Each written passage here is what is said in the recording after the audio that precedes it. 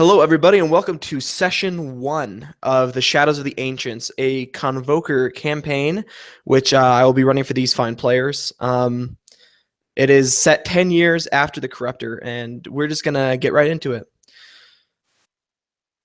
The sound of clashing metal reaches your ears. Children shout, and sound of footsteps rings out through the tavern. You find yourselves staring down from a perch in the upper corner of the Wayward Wanderer. The children rush about, spending their time idling on small fancies and stealing food from their parents' plates. But a group of them sit quietly in the corner, where they look up at a tiefling, shrouded in a blue cloak, a gleaming emerald dagger at his waist. He puts down his mug of ale and smiles down at the children upon finishing a story. And thus, the Accord of Provocation was signed, children. And thus ended the War of the Corruptor, the war for the Western Southlands. The children stare up in wonder, having just heard the story of the Provokers. They look at the tiefling, who smiles amiably at them. He takes another draught of ale and leans forward, expectingly. The children look up at him. Mr. Taran, tell us another story. We all know about the Provokers. Tell us something new.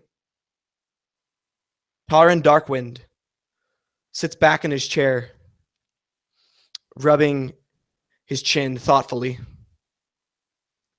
All right. What would you like to hear about?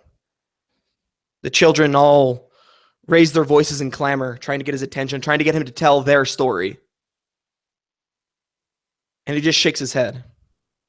No, none of those. Not about the Primordials or Asmarin or none of the Kazran Empire. We ended with a bad Convoker. Let's talk about good ones. He looks at the children as they settle themselves on the ground. He smiles and sits back in his chair. Have you heard of the War of the Reclamation? The children look up at him in surprise and shake their heads. Well, can't have that now, can we? How about I tell you that story? The children all nod and lean forward. Takes another large draught of ale, nodding to the dwarf who owns his establishment, Rorge, who walks around the bar, approaching table after table, giving out firebrand whiskey and the like. And he leans forward. Gather round, plant yourselves onto the ground. Listen now, listen here. I'll tell you stories wrought with fear. Heroes and their daring fights, in Aranoth and its endless blights. I'll sing it now, so lend your ears. I'll tell you of the resurgence and its heroes here. It was a normal day in Talmor Swamp when our heroes gathered, a patrol they got. They gathered then by Wing Commander's call, and thus Aranoth began its fall. The clash of metal fills the air once more, as a group of recruits, Convokers, fall into stances and practice different ways, swinging the blade, stabbing with a spear against their fellow Convoker recruits. One, a large grizzled man, swings his blade with deftness. Darius, how is your training going with your fellow Convoker? I imagine, as Darius is sparring with a fellow Convoker, no initiate, whether he know him or not, he's not holding back. He's striking with the familiarity of his blade that he's used for many years, but his age is certainly handicapping him. He just can't seem to move as fast as the youngin. And He tries to get a few blows in, and nothing serious, of course, but he can't move as fast as he like. As laboringly Darius attempts to fight this younger, more spry Convoker, we stretch across the other side of the field where a wiry man who obviously does not have a penchant for fighting struggles against his own opponent, Sebastian. How is your fight looking? So Sebastian is holding this short sword, which in comparison is a much smaller weapon than his opponent. But for some reason, this scrawny, long-haired man, he grips it, this tiny little sword with two hands, and he's visibly shaking as his sparring partner, Fulgrim, just leads an assault on him over and over again, kind of like slashing at him. And he's just taking the blows like barely on the brink of like losing the weapon. And as Fulgrim jumps in and kind of does another strike, the sword literally falls out of his hand. And Sebastian's just sitting there looking dumb, not really dumbfounded. He expects it, and he just kind of hangs his head disappointingly. And from your side, a shout rises. Recruit Whitaker, pick up your weapon. Commandant Inez Martine walks past you disapprovingly, staring at you with her gaze, in charge of sparring for the day. Yeah. Sorry, Commander. It slipped. Don't babble. Pick up your weapon and fight. He nervously does. He looks to Fulgrim. Continue. Again. Fulgrim. Slightly shaky on his feet, having started the day with some alcohol. He moves forward with his shield up and his warhammer ready, and he sort of waits a moment for Sebastian to pick his weapon up. But if he's too slow, then he'll just reach forward and give a gentle tap on his head and smile heartily at him.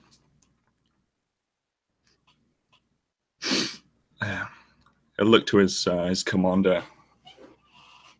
Shouldn't strike an unarmed opponent.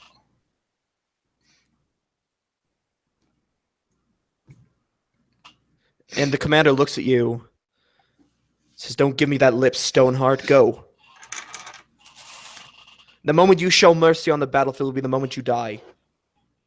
I'm not saying there isn't a time and place for it, but here and now is the time when soldiers are made and hardened. Strike. Go. Pick up your damn weapon, Sebastian, and he'll move forward again. You know, you could go easy on me, Stoneheart. You're making me look like an idiot out here.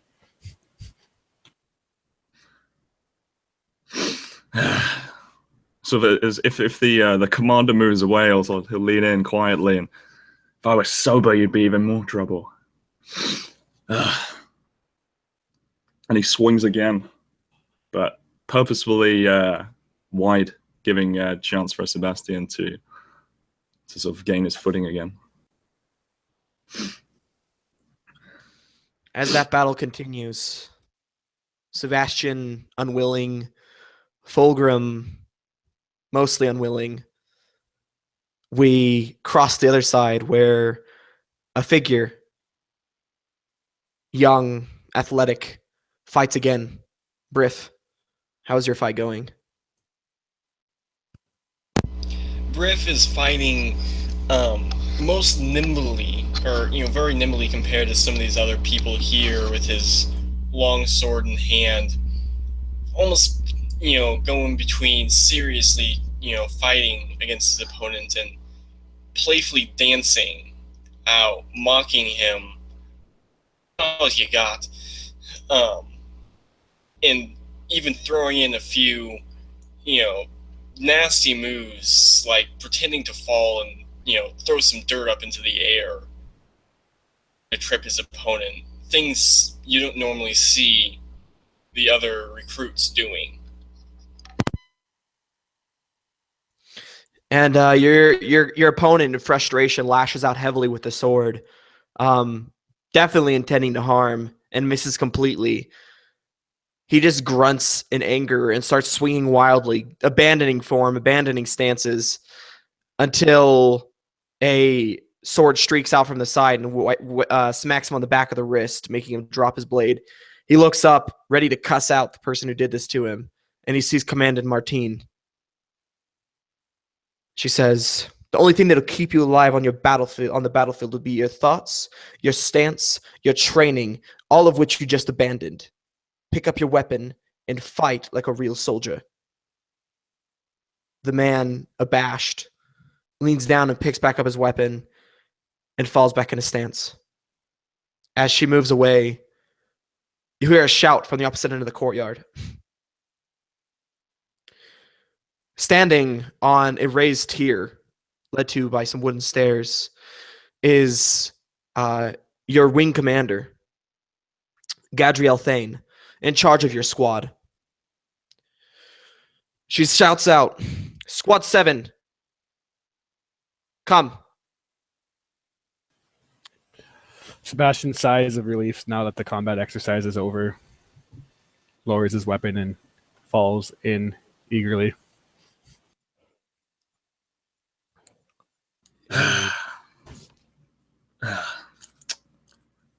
Something else to do, I guess. And he follows Sebastian over. Stumbles gently over. Darius, he sheathes the sword almost reluctantly as he takes a big deep breath, and he mutters under his breath, I swear if I only was about a decade younger."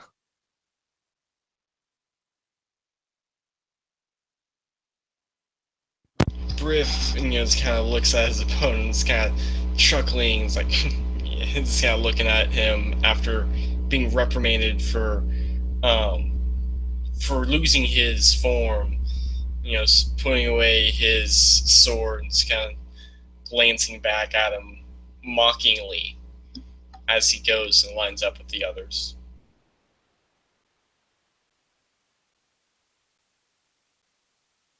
And as your squad approaches, your wing commander, Gadriel Thane, turns around and steps back through the door with which he just walked.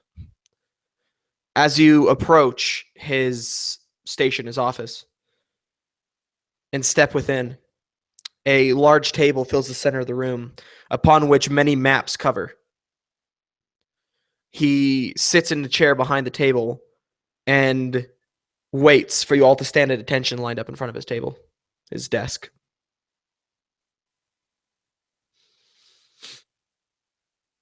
And as you all fall into line, he looks at one and he says, "Close the door."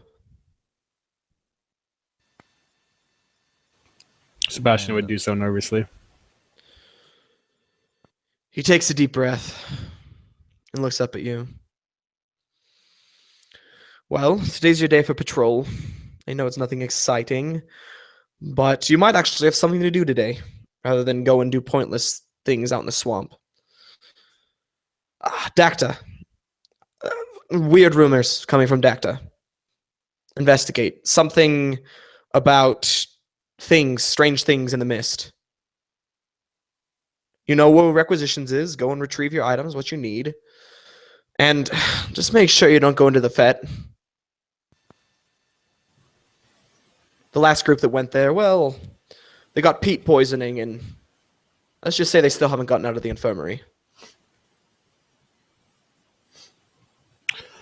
Sebastian would actually kind of like pipe up and be like, but Commander, today was supposed to be a day of study. And he looks at you with a withering look. "Is that disobedience I hear in your voice, Recruit Williker?" Definitely not, Commander. Sorry. My apologies. And he just instantly like withers down and like looks absolutely terrified at the notion of not listening. Yeah, and he would just give you a scathing look and turn and look at the rest of you. "Now, is there anything else the rest of you misfits wish to say?" Oh, thank you for the opportunity, Commander. And he's standing there, sort of gently swaying. And he looks at you and, are you drunk already, Stoneheart? That's how I get through the day, Commander. He kind of scowls, such rudimentary methods. And looks over at Darius and gives you a look like, do you have anything to say? He's kind of rolling his shoulder. Kind of nicked it out in combat, and he goes, "Nothing, sir." Then his gaze falls on Briff. And it's more of a scowl this time than anything. Yeah, Briff just kind of like shrugs. I got nothing this time. Sorry. It's very laid back, cool. The others might be in some sort of attention. Briff just doesn't really seem to have that kind of discipline. He's just comfortably almost. Just kind of, I'm here, doing whatever. And he sighs. First, for you to have nothing to say, Shig. And he kind of looks up at the rest of you. Now go. Get your requisitions, get your items, and go. Don't forget to get a mount. Last group who tried to slog through the swamp got, well, attacked by a couple of the wildlife. You're dismissed. Go. Sebastian looks like he wants to speak up, and then he puts his finger up momentarily, but then seeing the look in the commander's eyes, he just does a 180 about turn and walks out hurriedly. And he says, don't forget to be in by sundown. The last group who stayed out, well, they had a misunfortunate encounter as well. Goodness, I said that terribly. Unfortunate encounter as well. And the other recruits would just hear Darius again mutter, "Lots of bad things happening around that area, eh?" As we kind of leave, once we leave, I look at Darius like, so many warnings and rules. I say we get some mounts, get to where we need to be, get the job done real quick, and go explore this. Where's we were not supposed to go? Excitement. None of these patrols ever seem to have it.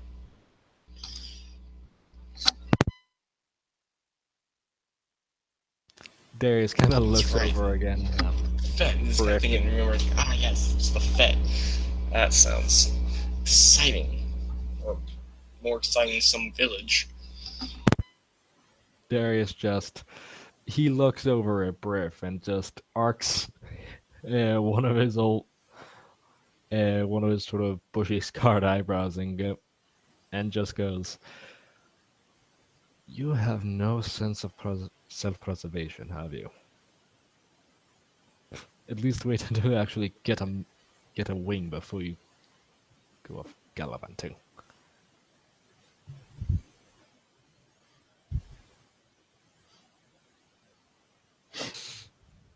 As you make your way to requisitions, it's a large building towards the main gate. You hear a mocking shout approaching you from the end of the camp. "Hey, Williker, found your sword arm yet?"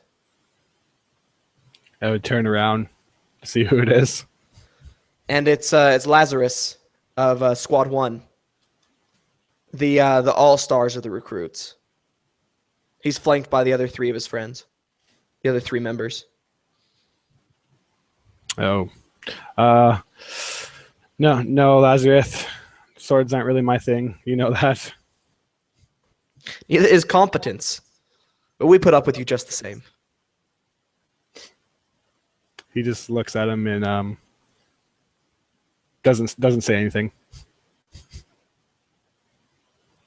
His gaze turns to Darius. "You found your footing yet, old man? Or is it still broken along with your ego?"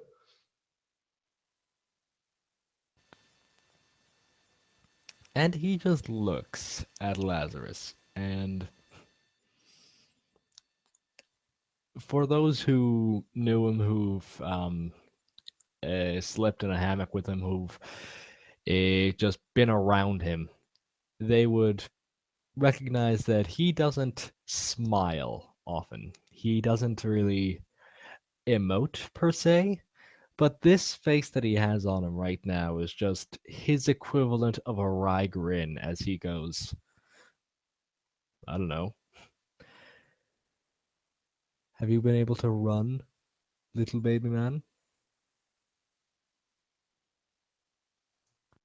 And Lazarus kind of looks at you in confusion, kind of just shrugs his shoulders.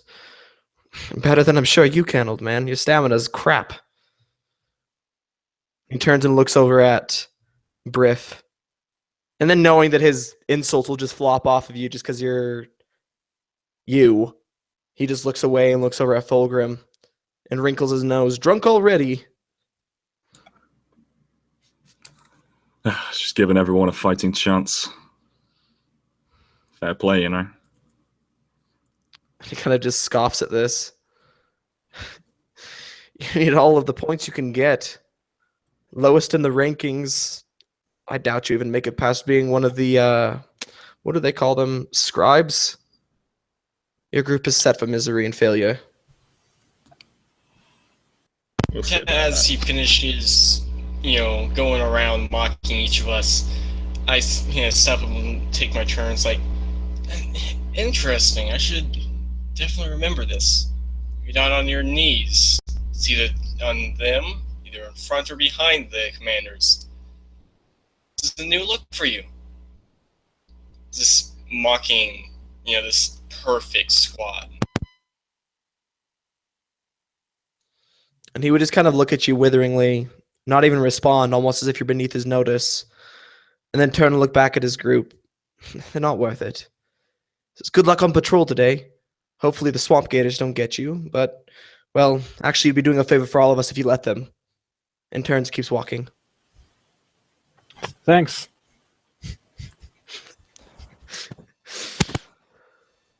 He looks over to Fulgrim. Swamp gators. You think they're bluffing? Sissy lizards, no problem for us. Let's go. Sissy lizards. They sound much less threatening when you put it like that, for sure. Come now, and he slaps him on the back rather hard. Still got some real weapons. Yeah, Sebastian groans in pains as you slap him in the back and just kind of like reaches around to like rub it and then walks. Yes, our gear. I guess we'll need that. Yeah, as you approach the requisitions, the big man behind this table with all this equipment on it looks up at you. It's a patrol today. Yeah, it is. He nods. Well, I suppose we'll need the usual then. Where are you going to? Heading to Dacta. All right, Doctor. It's supposed to be foggy today. I'll give you a couple fog torches. He reaches under the counter and pulls out 4 fog torches for each of you, along with all the essentials of your kits that you each have chosen. He says, don't forget to come in before the sun goes down. Last patrol that stayed out lost 2 members. We've heard already. Darius just says begrudgingly as he takes his equipment and sort of just begins to pack up. He nods. I don't care if you heard. I just care if you listened. He just nods to you. Well, best of luck. The mounts, you can go and find Jags at the brig. Out there. And he points out towards the main gate.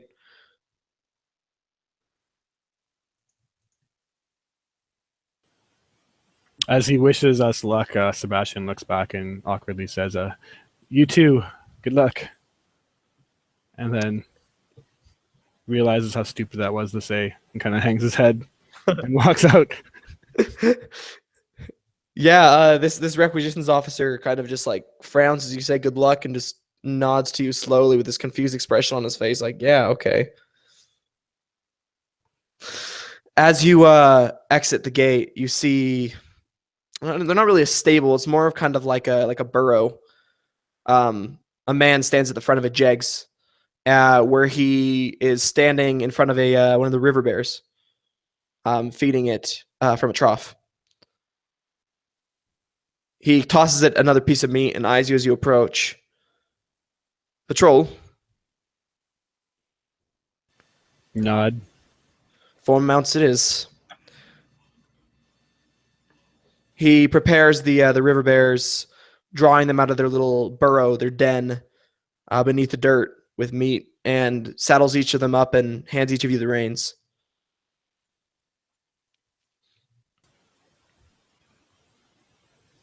Do they bite? He looks at you, almost trying to decide if you're serious or not. And he says, yes, they bite. If you irritate them enough, they bite.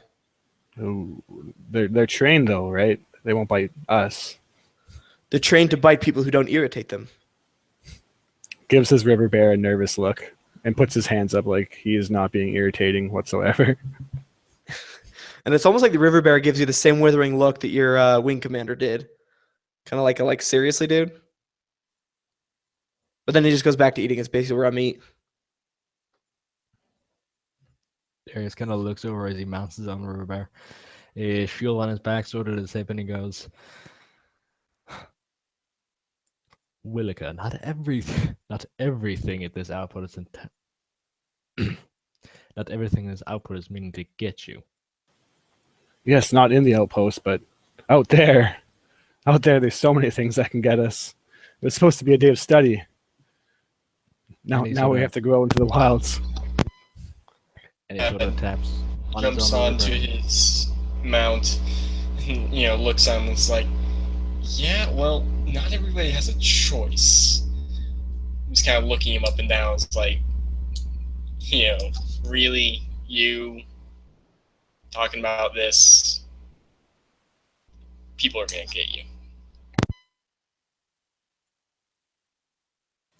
Sebastian kind of jumps on top of his river bear, but it's not the most majestic of mounts. He struggles. He misses the reins a couple times, but eventually, I imagine with the help of Fulgrim, makes his way up there.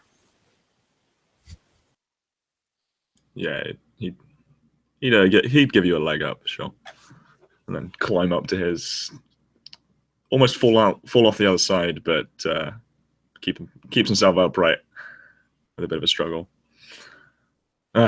So, anyone actually know the way to Dacta? So first off, everyone make me animal handling for your river bears, and then make me either survival, nature, or just some sort of like intelligence roll, maybe history. Alrighty.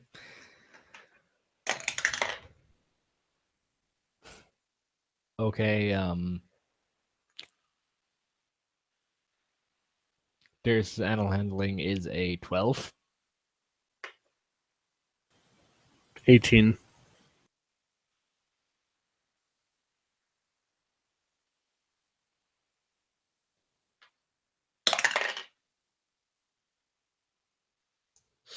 For the animal handling, you're looking for a 12. And for the survival, you're looking for a 13 or higher. Okay. So everyone except for Michael succeed on their animal handling. And Harry, you know the way to get to Dacta. You know the path you need to take.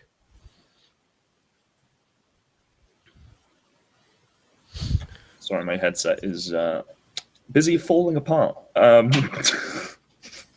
Awkwardly. He sort of, midway through his last sentence, he just stops up. Oh yeah, it's that path east for a little bit. I know the way. Let's head out.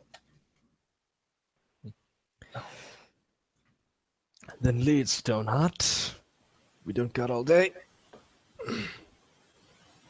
You are sure, Fulgrim, right? Last time you said you knew the way. You were drunk, and you led us on a wild goose chase. Pretty sure this time.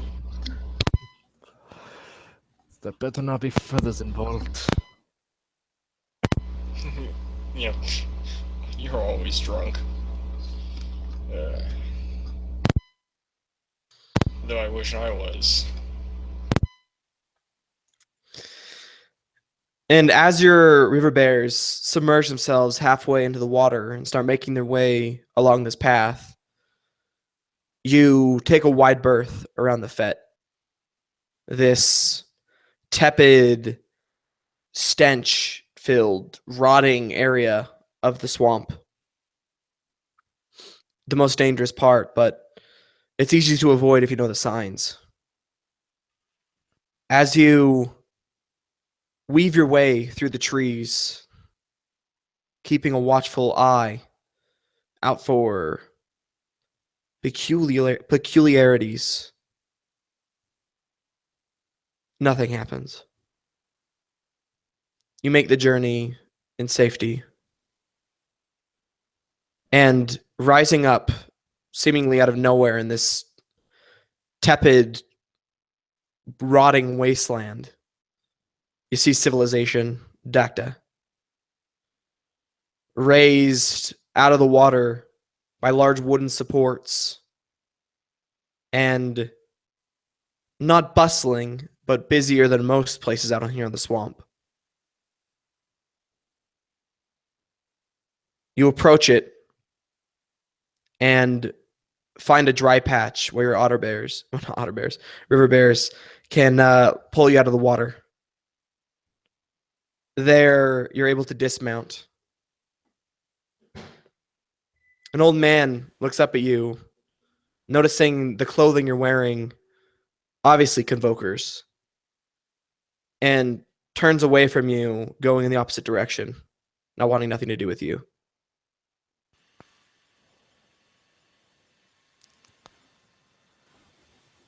Nice job, Fulgrim. You did know the way. That's good. Now what are we here for again? Weird rumors? Strange things in the mist? Sounds terrible. Hopefully they're just rumors. Considering our luck, it's probably going to be the corruptus son or something.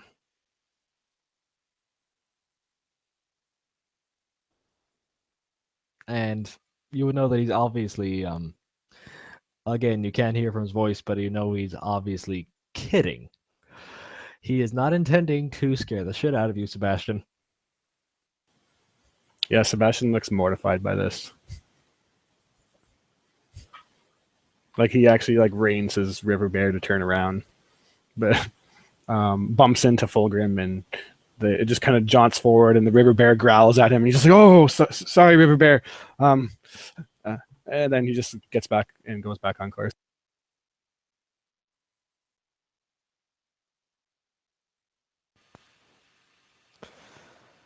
It's going to be a fun ride, isn't it? It's all in a matter of opinion on fun, but is there someone we should meet? You guys are better at this kind of things than I am. What's our next step now that we're here?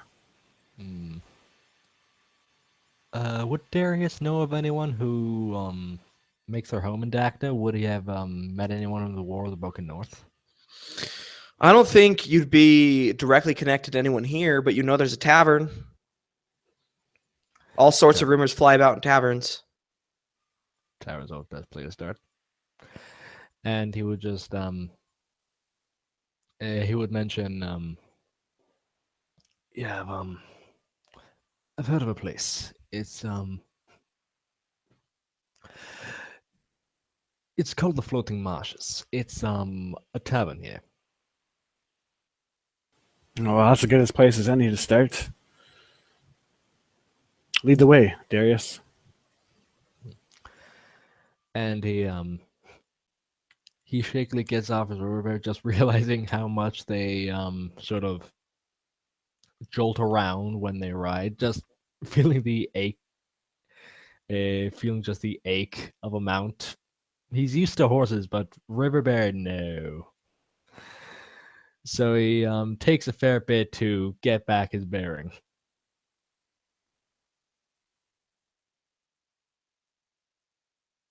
And Tyler, are we in the city lines now, or are we still in the distance? No, you're right up next to the city now. There's kind of a little dry patch of land, which you guys have kind of stepped off onto. All right. And yeah, we would just be looking for the Floating Marshes Tavern. As we head there, Briff, puts up his hood over his head, like he normally does when entering town, and tries to get his river bear to obey him, and come up more in the middle of the group, but it is not cooperating with him. He's having a few problems, and he ends up lagging behind a little bit. Everybody from behind. Yeah. So As you pull on this river bear, trying to get it to move towards the center, kind of get more out of the water, I want you to make me a dex save. Having failed your animal handling check earlier.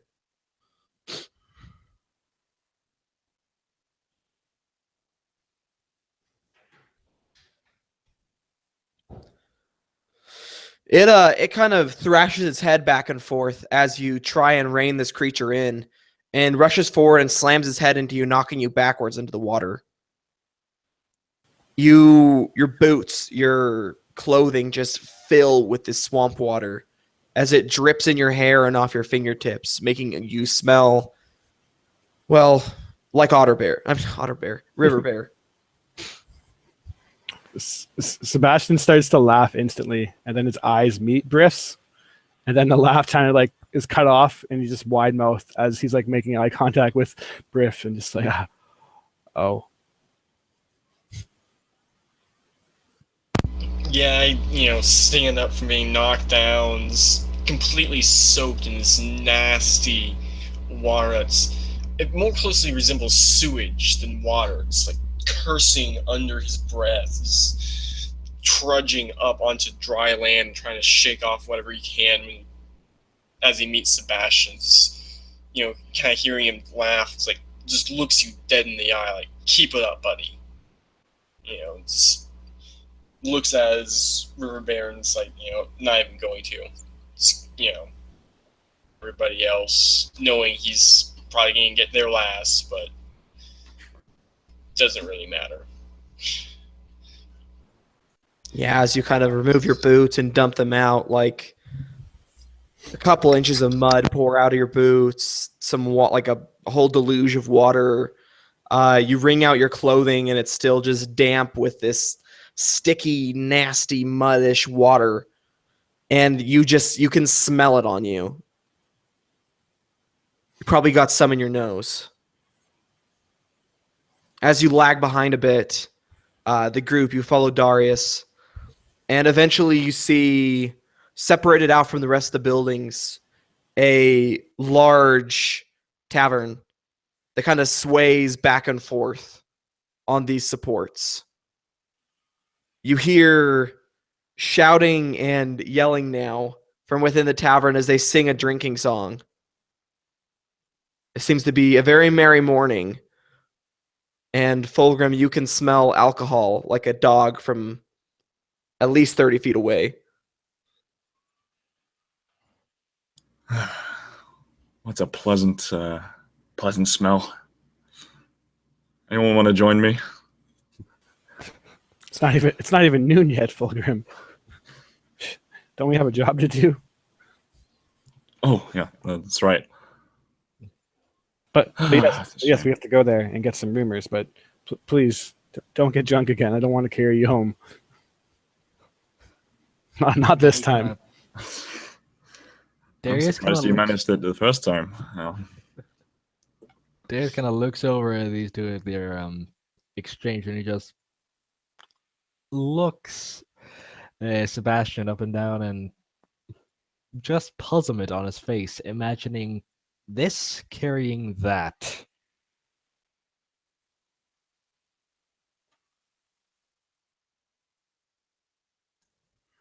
And as you approach the floating marshes, the swaying slowly comes to a stop as the most recent song ends. And you hear, just lilting on the wind, by my sword hand. As the door opens, everyone is sitting contentedly at their tables. Bar wenches bringing them drinks now, and it is a rather jovial atmosphere. The smell of rotweed hits your nostrils like a brick. Not an illicit substance, but a very powerful narcotic nonetheless. Several of the people smoking it have a dreamy look on their face as they hold it in their palm, little sparks rising off of it. The smoke is a dull brown, and people look up at you as you enter, and they go silent. You hear passing through the tavern like the wind, Convokers. And you hear arguments, no, they're just recruits, they're not real Convokers.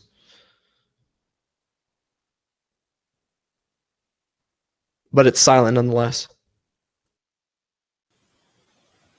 Sebastian kind of walks in and he's actually trying to like waft the smoke out of his face and is borderline coughing just being in. He looks around, and as he sees that everyone stops and looks at him, he actually like takes a step back and tries to find maybe Briff to go behind, and then just kind of like gets behind his ear and just, they're all looking at us.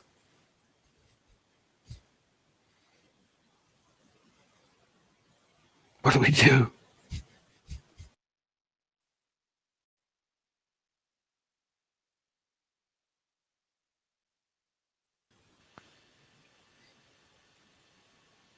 Riff.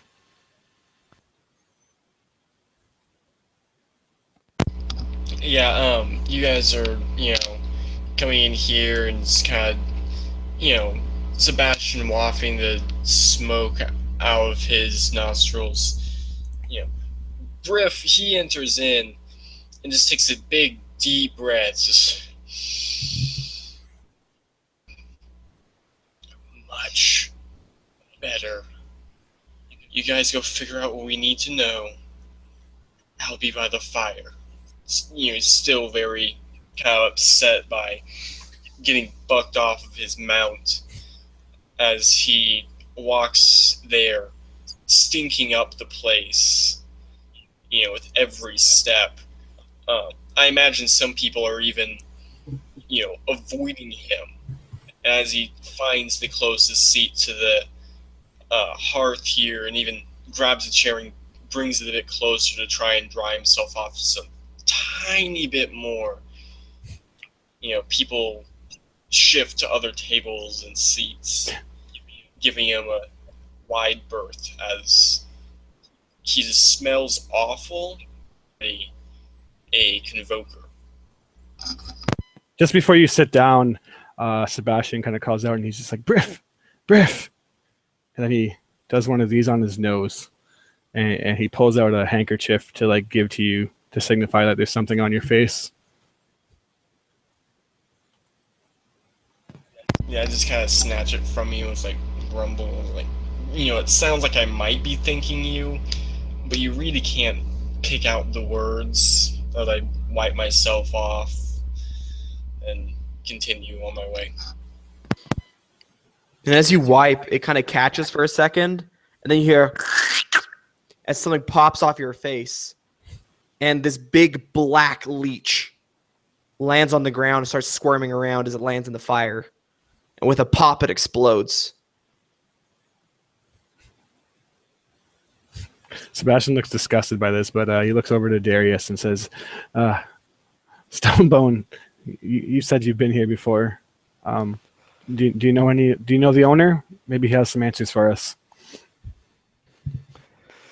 I said I've heard of this place.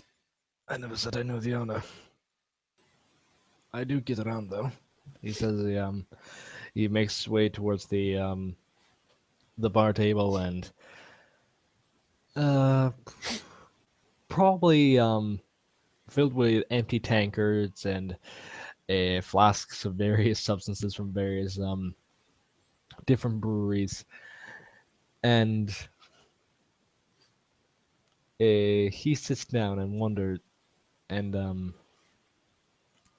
just in a familiar manner, as if it's sort of protocol, and he just kind of waits for service.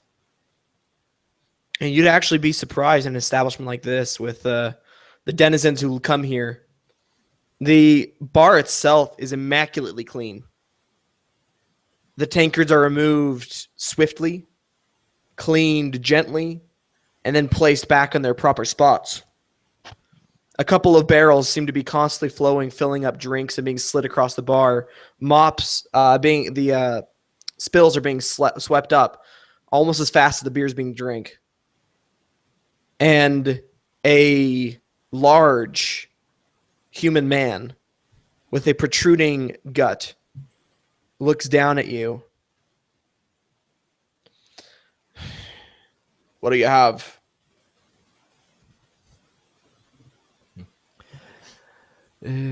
Typical ale, not one for hard drink. And he puts his gauntleted hand on the table, and for an untrained ear, it would just sound like the clatter of metal.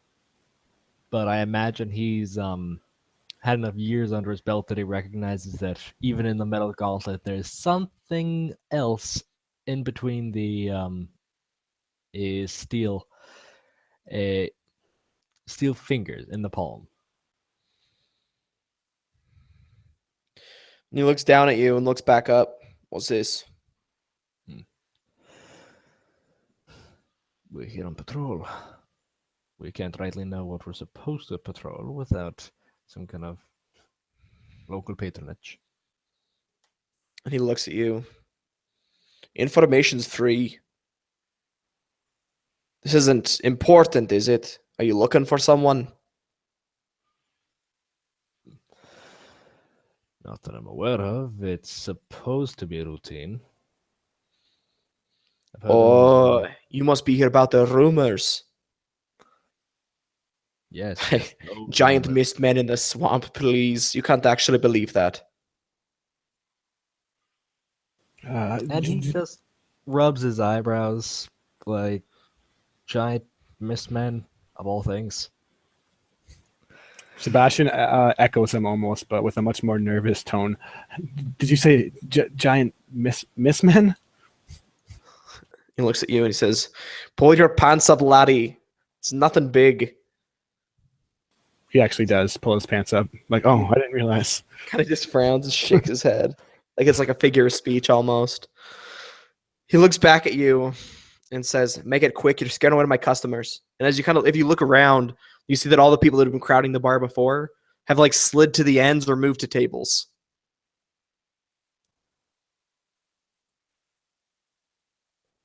And he just he puts down the a couple of silver pieces and goes, "For tankards and more about these mist men, as you call them."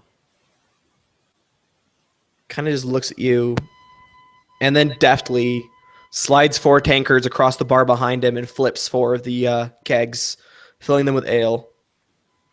He turns and looks back at you, uncanny, knowing the timing of when these are about to be filled completely, and starts to talk. "Look, I don't pay attention to rumors that I think are stupid. If you want to know, old Ben, he was the one who was out there, fisherman. You can find him down at the docks. He comes in here a little bit later, usually most days. Or you can ask around. As for me, I don't believe it. I don't ask questions. I don't listen to stupid rumors like that."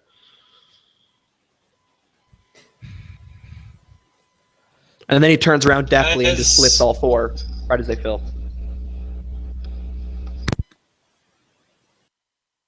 As he gives this information to the other 3 at the bar, Briff is kind of sitting by the fire, warming up and trying to see if he can hear any rumors himself. from the other patrons at the tables and stuff out part of the tavern, aside from what's at the bar. Just trying to get a more complete, so to speak. So you're trying. So if I'm getting this straight, you're trying to like listen to people talking about what's happening. Yeah, just kind of see if I can eavesdrop and pick up any rumors or. Roll me a perception check then. All right.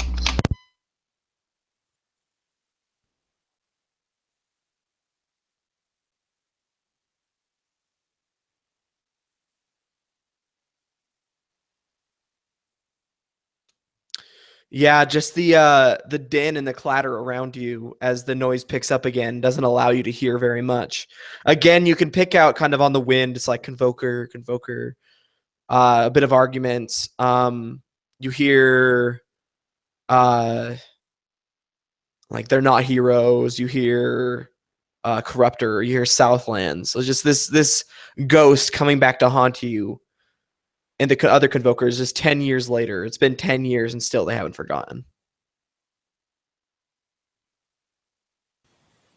I'd look to Darius and say that if we wait all day for this... Sorry, did you say Old Ben or Olben? Olben. If we wait here all day for Hoban, don't know if... And I'd kind of tilt my head over towards Fulgrim's direction. I don't know if we can last here all day. And he kind of nods that, and he takes a big sip of his ale tankard, and he goes, "Just finishing the round. I intend to speak to this fisherman." Fulgrim, having heard that, would sort of speak up loudly. "I can drink you 4 under the table. Don't you worry about me." Yes, we know this. You've done it nightly. I don't drink at all. No one doubts your ability, Stonegut. Maybe we can find this Olben down by the docks. He's a fisherman. So they don't seem to like us too much here. The barkeeper kind of leans forward again and looks at the three of you who stand before him. "Look, it's not that people don't like you here. It's that people don't like what happened. And I'm sure I don't need to tell you what happened. As for me, I just like patronage. You can call me Cald. If you need a drink, feel free to stop by. If you need food, feel free to stop by. I don't favor anyone." Thank you, sir.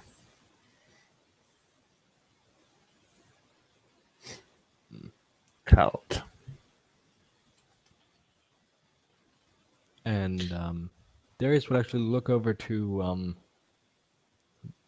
a Briff, and he would kind of incline his head and go, "Briff, you don't strike me as much of a drinker, and I don't think you've seen you drinking much of anything, really. Can you go talk to Olben, was it?"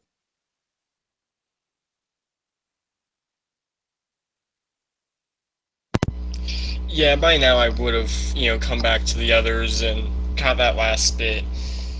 Look at him and it's like, "You really think you can get that much here? Might as well all go." And he looks at, probably I'd bet well into this tankard of ale and nearing ready for a second one, fix his sentence on us, or most of us.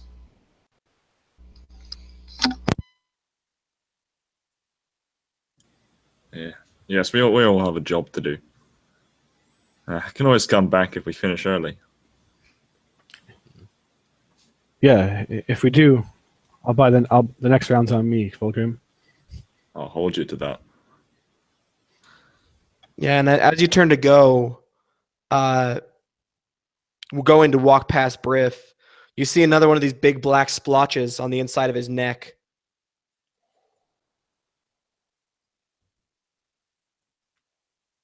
And Darius, not even thinking, he just kind of reach over and sort of yank on it. And I imagine he wouldn't know the first thing about leeches, but he expects sort of like I did before, just kind of just plop off, and he just toss. If it does, just toss it into the fire. Yeah, just with a it pulls off, but you put a little bit too much force into it and it squishes a bit in your hand. I just kind of look at him, almost like scowling. It's like, next time, just tell me. But thank you. Just kind of forces out that last bit, and walks out. I would look to Darius and just be like, Darius, do you mind holding out my hand of this like mostly squished leech? He gives you an odd look, but he just kind of reaches his hand over, and you see the squished remains of a half-filled leech. He go sorry. I was just gonna go a sort of excess of blood that it already sucked, just kind of leaking out from the side.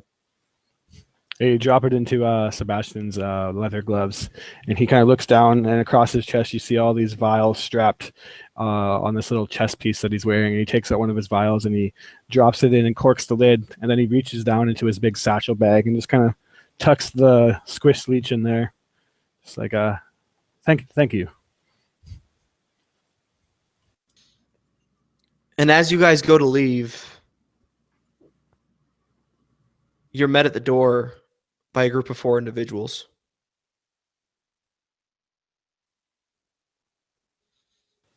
And one of them, a big orc, looks down at you.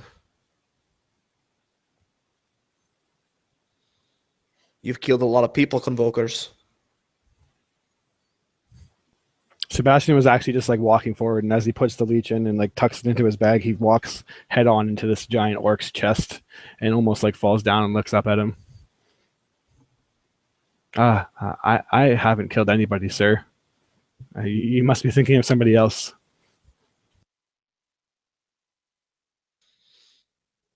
And the 3 humans behind him kind of like look at each other and look back at you. Say, no, I'm pretty sure you've killed a lot of people. Maybe not you, but your kind. Well, yes, I'm sure a lot of humans are responsible for a lot of deaths, and I'm sure a lot of orcs have also killed a lot of people.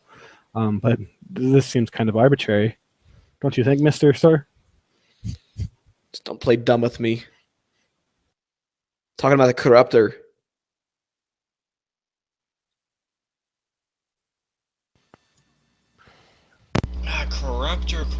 Corruptor. Listen, Buttercup, if you have a problem with us, why don't you just say it? Or you can not just say it, and we can just all go on our way and, have a good day. He steps up to you, Briff, and says, fine, I'll say it. It menaces the society. The War of the Broken North. The Corruptor. How many people do you have to kill before you prove that you're monsters? More than anyone else. I kind of look him up and down. It's like, monsters. Interesting choice of words coming from you, whatever it is you are. You know what? I'm not the monster here. Given, well, your features. And his eyes narrow at you. And he says, "Your corruptor killed my wife. Your convokers killed thousands of burnt elves in the War of the North. Your convokers are the reason why people are afraid. If one of you can burn the Southlands as bad as it did, then what about a whole group of you hiding in your little stone fort out in the swamp? Or your floating islands in Viator?" And at this point, Darius would stand and he would look over to Fulgrim, who I imagine is looking at this conversation, to Briff, who is antagonizing the half-orc, and just he looks over to Sebastian again, and almost with a bit of sympathy in his eye, he turns to the half-orc and goes, walking up to him. There are many things in this world that are not fair, but I'm gonna say that your allegations are quite correct. But in a similar vein, I could name about half a dozen orcish warlords in our past that have slayed hundreds of thousands of people at a time. They have killed, more than likely, a lot more than the Corruptor ever did. And I fought in the War of the Broken North. I was at Falhast. I watched my brother die at the hands of his hordes. And you have no right to tell us that we're wrong in wanting to make things better. So you, impertinent child, I'm going to have to ask you to sit down or I won't be able to stay my fist. Yeah, go ahead and make a persuasion or intimidate, whichever you prefer. Intimidation, please. Yes! First nat 20. The orcish man seems cowed for a second. And he looks at you with this anger still burning behind his eyes. But he steps to the side. The other humans kind of look at him, but they do the same. And as you walk past, you hear him whisper, "You'll get yours. Someday you'll get yours."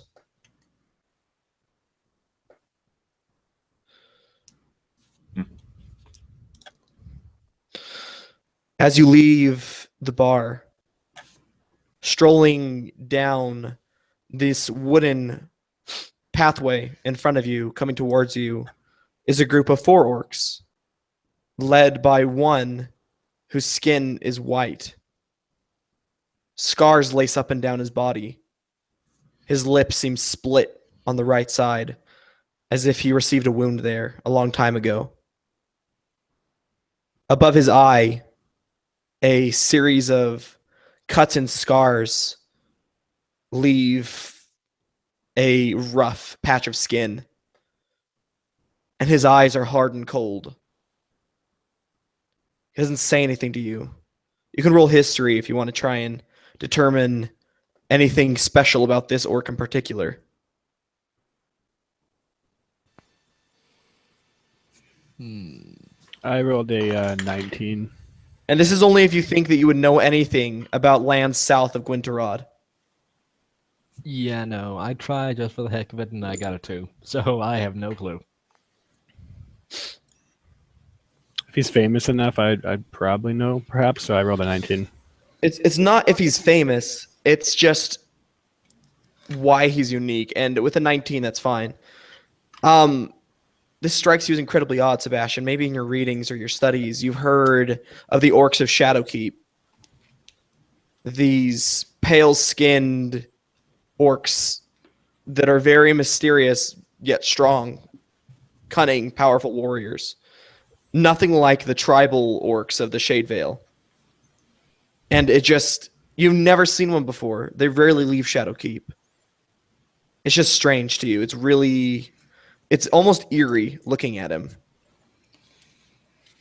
I would look at Darius and say that was a very nice speech you gave there. Probably for the better. That was an orc of the Shadowkeep.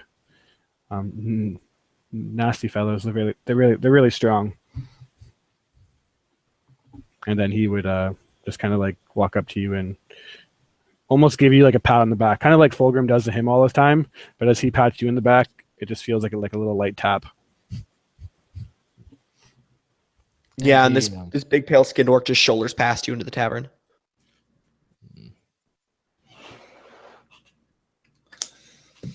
There is again. He looks down at Sebastian and again doesn't quite smile, but close enough in his own way. And then he looks over to the orc and just makes a mental note to not forget that he's here. Because even if he doesn't quite know the relevance, anything this wholly unique has to have some kind of reasoning behind it.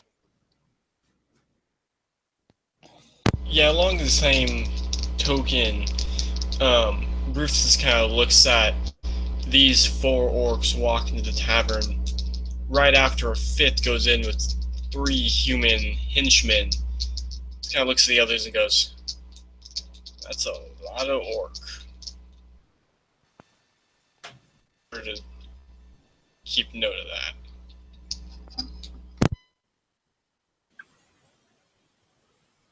Indeed. And then Sebastian pulls out a notepad from one of his many satchels and does indeed write that down.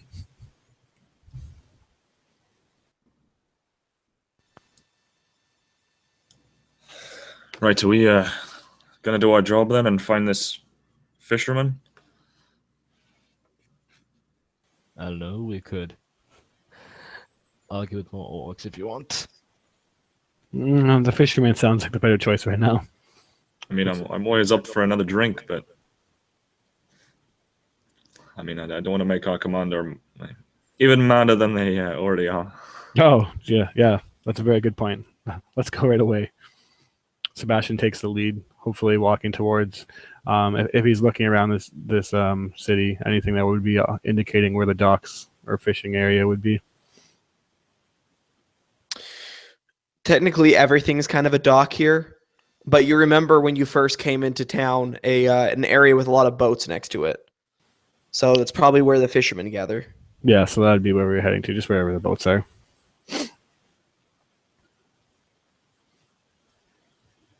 Yeah, and as you make your way there, you just get those same stares from people that you had in the tavern.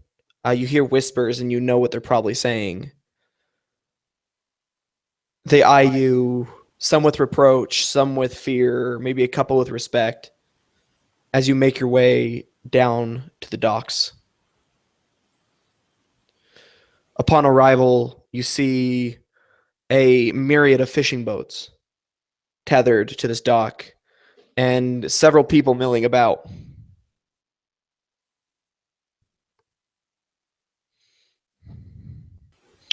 So what do we do now? Do we just start yelling out for Olben? Let's go. Booming loudly with thaumaturgy. Which one of you is Olben? Well, that's one way of getting it done. Several people look up at you. They look at each other and go back to their work, but one person keeps staring. That would be me. Perfect. I have some questions for you. Fulgrim would move closer. He waits patiently, this old, wizened-looking man, and eyes you as you approach. How could I be of assistance to your lordships? Well, we've been we've heard that you've been seeing these things in the mist. And his eyes kind of widen. He doesn't need any more information than that. Oh, yes, big things. huge, out in the mist. I go fishing towards the Fet, and I saw them walking beyond in the mist. Well, at least I think I did. People say that I'm crazy, that I must have gotten peat poisoning.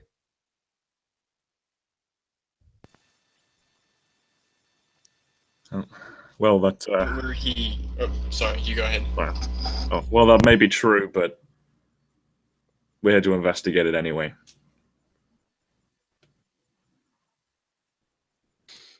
He nods. Roll insight for me. All right. Sure.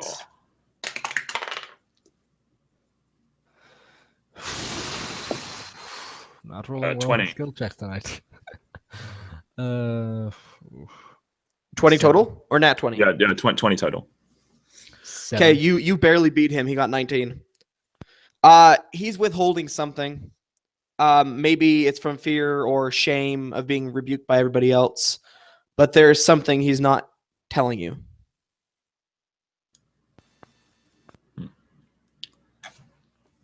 Is there something else you want to tell me there, old man? You look a little bit less frightened than you should do. These things are real. Feel free to roll. You can do persuasion, intimidation, whichever way you feel like you're trying to convince this guy. Persuasion. Okay. 3. That wasn't a natural one there. And he nat 20'd. He holds up. No, nothing at all, your lordship. It's what I know. I saw something out there in the mist. But he's talking far too fast. I mean, you know he's lying now. And he's just talking at an alarming rate, like he's worried. He knows that you know that he's probably lying. Is it obvious to those who didn't quite catch him the first time? No, it would just seem like he was just a nervous gentleman. Yeah, okay. Right, well, we best go investigate then. Sort of looks at this man rather unfondly. You're going into the Fet without a guide.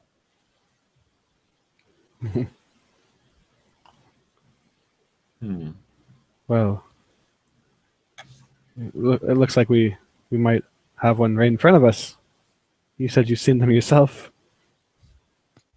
Kind of fidgets This nervously. group kind of looks at him. I imagine the two of us on opposite sides of the group. Let's kind of lean in and look at him. Surprisingly, go, that is a good idea, Sebastian. And just kind of turns his head to Olbin and looks at him expectingly. It's like, all right, what is it? Kind of withers under your gaze. And he looks at the four of you. I can guide you. But can you protect me? At that, I kind of, stand up tall, is like, I keep hearing rumors about us, and I don't think they're quite all accurate. You guys seem to think. It's kind of like playing up the strength of the Convokers' confidence more, knowing people smack about us, scared about the things we can do. I'm going to count that as a form of persuasion if you want to roll. Okay. Sebastian would go up and say, yes, Briff here is one of our best fighters. He's really strong, and hopes to aid him. Kind of like looks at you in your frail form. You Reverse. hear Sandra's breath. Well, I guess he balances you out then. What'd you get on your persuasion? 14? Okay. He looks at you. I wasn't questioning your strength, sir. The Fet isn't a place that you want to be caught in at the wrong time.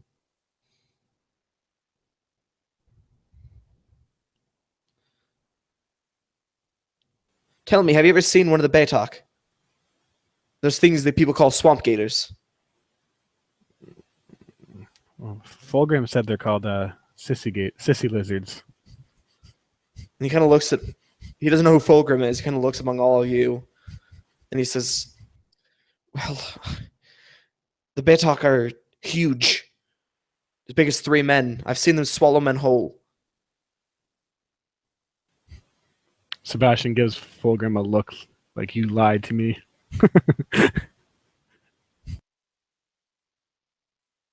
As I said, sissy lizards. He kind of looks at you. Did you fly here? Do you have griffins?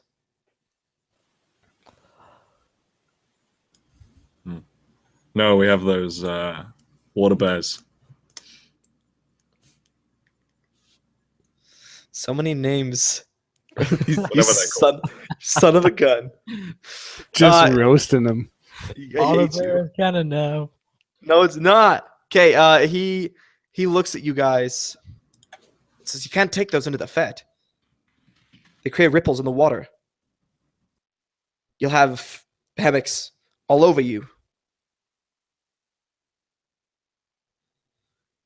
Well, how do you guys get around? Kind of looks down at the boat. Skimmers. Dude, They float just on the very top of the water, make hardly any sound, no splashing, very few ripples. you don't have one that's a little bigger? He shakes his head. And you know this will just barely fit all 5 of you. Well, a lot of the townsfolk have been saying that this guy is crazy and that he's poisoned, so he probably is. We should... Yeah, I think case closed. We solved the mystery. Let's go tell the commander. Come on now. After such a good idea as you had, this sounds like something we need to really look into. Make sure everything's alright. There's an immediate danger. To out. Take care of it. I'm kind of saying this, and half, to you guys, you can tell he's just, trying to convincingly, get into some trouble. He knows we were explicitly told not to go there. But something's going on there. He has a tendency to openly break rules. Briff sees, or Chances are. Sebastian sees a look in Briff's eyes too, and know that it's way too late to get out of this one. So he would reluctantly look at the skimmer and give it like a little kick, just to see how stable it is, and inspect it to make sure there's no holes or leaks. And the skimmer barely rocks as you kick it. He's at least a little bit reassured by that.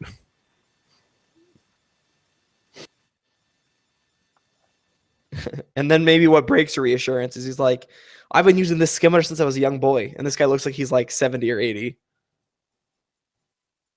Yeah, breaks reassurance. Definitely. Never even had to fix it.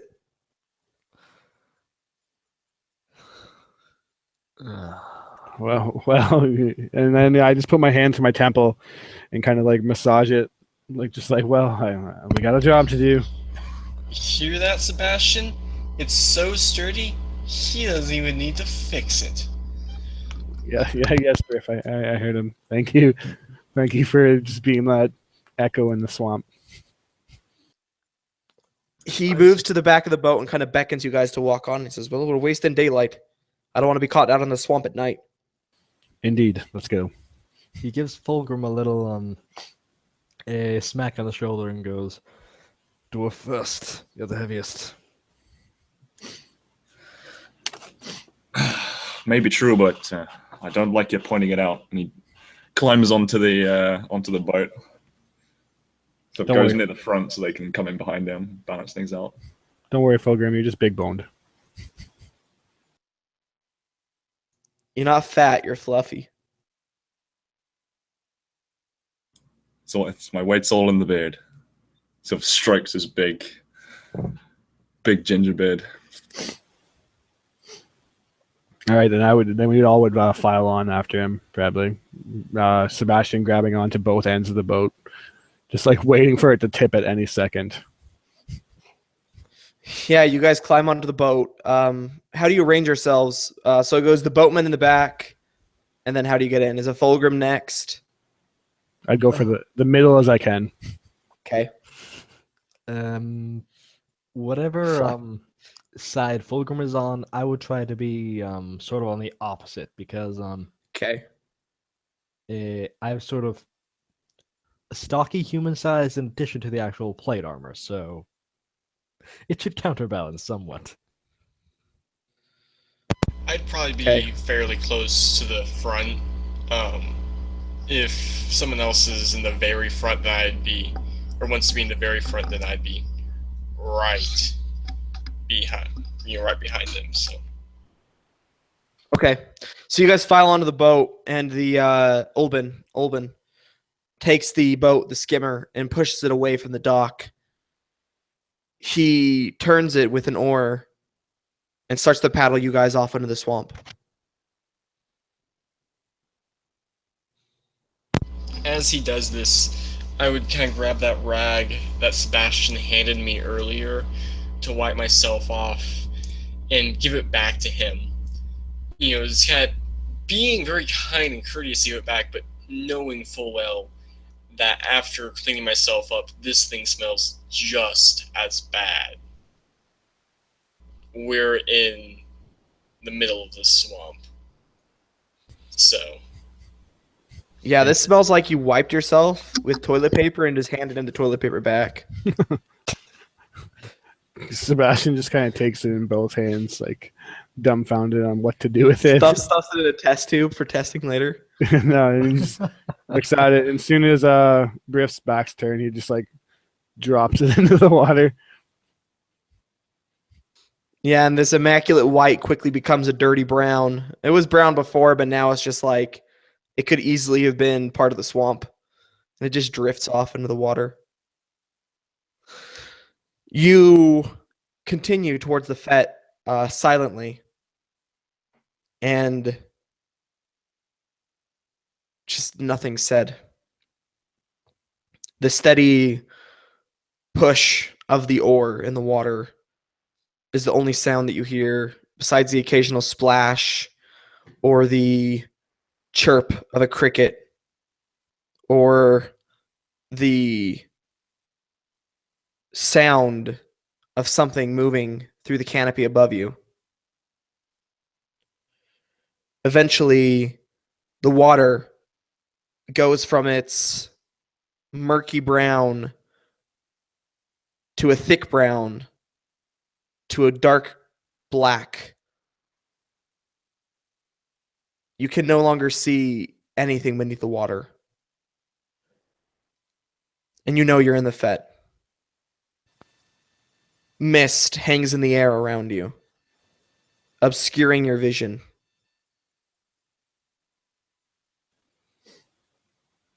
And your guide starts to whistle quietly and nervously.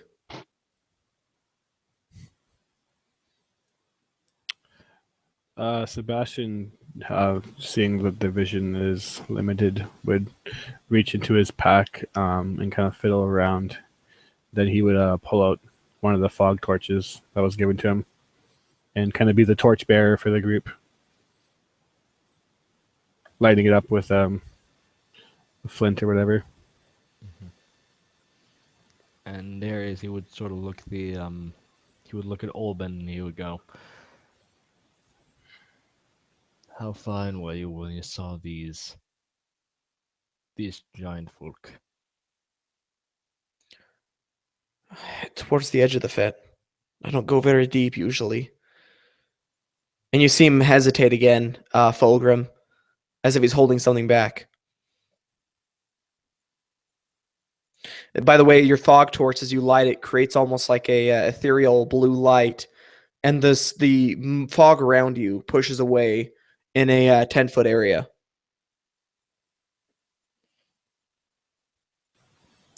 Sebastian would be like looking at it and kind of just studying it, taking in the effect, waving the torch around and just watching the fog disperse as he does it.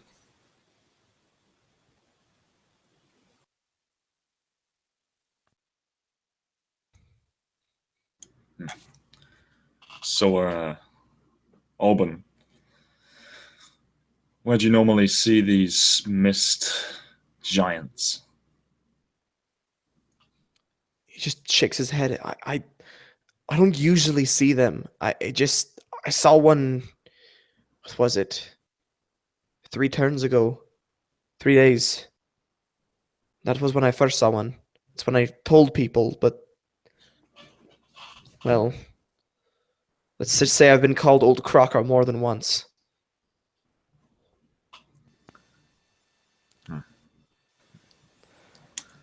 Well, I kind of turn around. Oh, sorry. Talking over you again.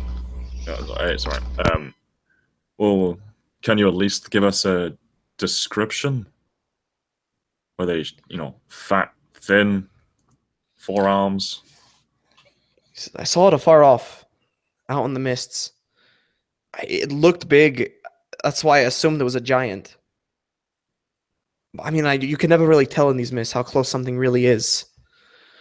But yeah, I saw them afar off. How many? It was just one, but I think it was big. And you sense this confusion in his own voice. He sounded sure. Now he doesn't sound like he's very sure. You sure it wasn't a tree or something? I feel like we're wasting our time. He looks down sheepishly, and again, you just see that confidence, kind of like he doesn't think it was a tree, but you can't tell why he's so sure it wasn't.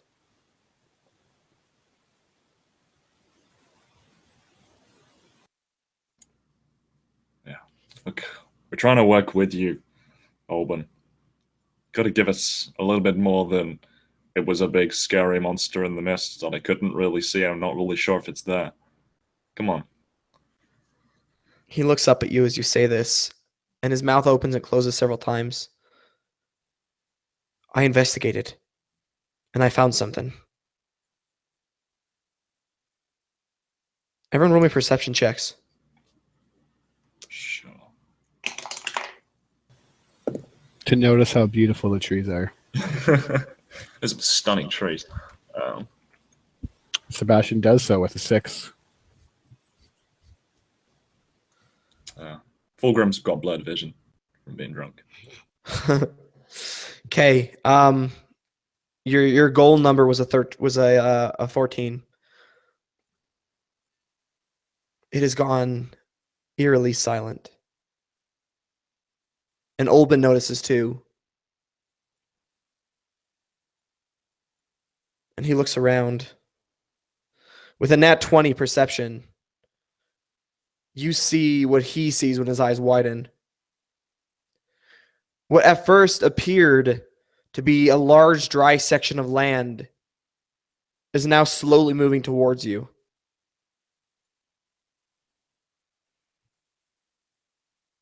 Olbin looks at you all and his eyes widen and he goes, and he holds up his hand like, shh.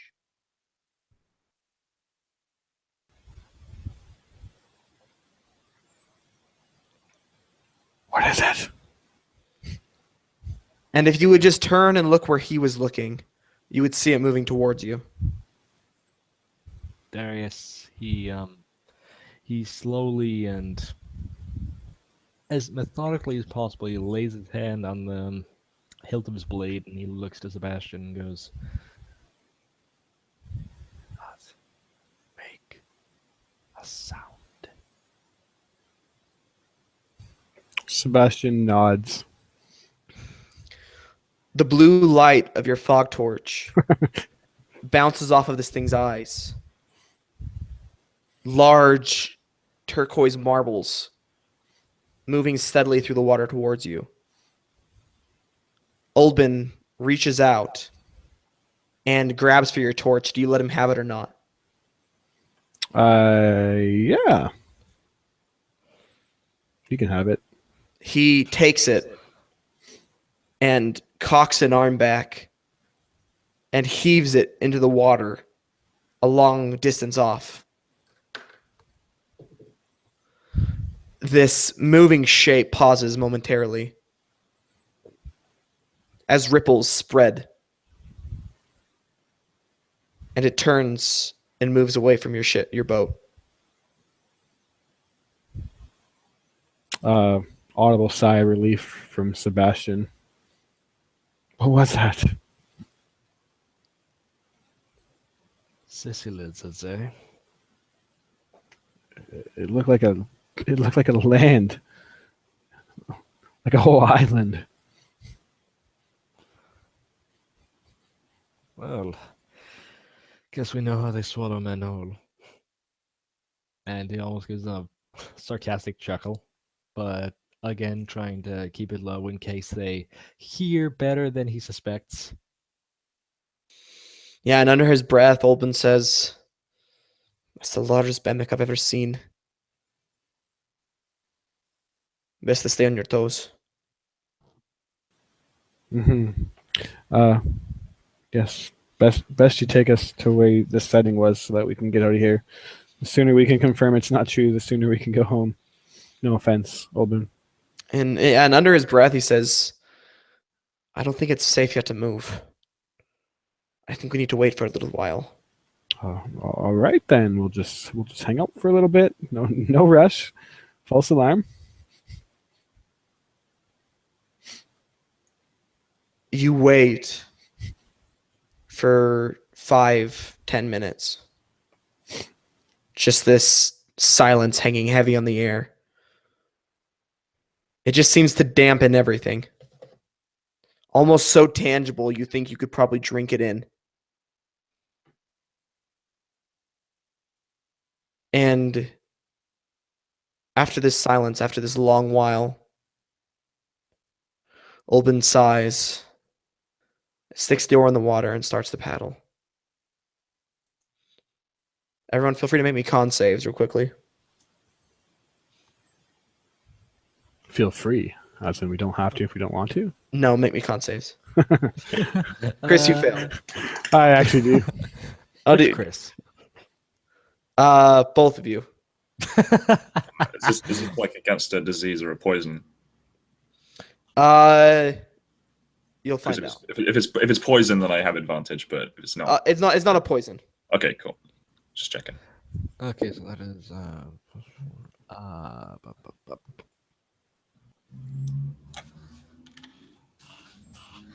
Okay.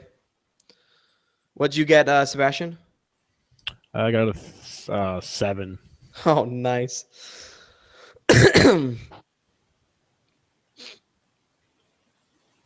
Sebastian.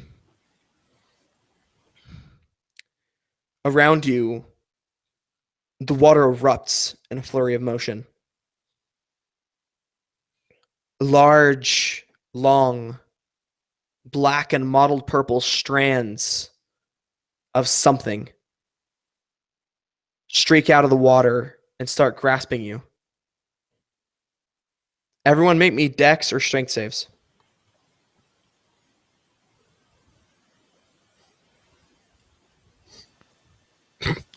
natural 19, so 24 modified. Okay. 11. Okay. Strands begin to close around you, Sebastian. They begin to close around Fulgrim as well.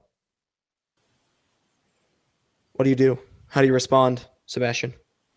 Short of having a heart attack, Sebastian just instantly breaks the silence with a curdling scream and just yelling out Fulgrim, and we'll try to rip at the things that are on me, like the whatever it is on me, and just rip it off. Yeah, and as you grab at these strange tentacles, they're not even wet is the most eerie part. They're dry. Your hands close on easily, but they're firm. They're strong. They grip you with a strength unlike anything you felt. And that is where we'll take a 5-minute break. You fucker. All right. All right, go ahead and get your drinks, go to the bathroom, and we'll do character intros and channel whatever you want to plug after the quick 3 or 4 minute break. Hoobity hops. I need second breakfast. Damn, I'm hungry. Channel in a hobbit. Should have been a halfling. Shoulda, coulda. Shoulda, coulda, woulda. All right, I'm gonna get myself a drink. BRB. I'm gonna go get myself some chicken wings. I respect that.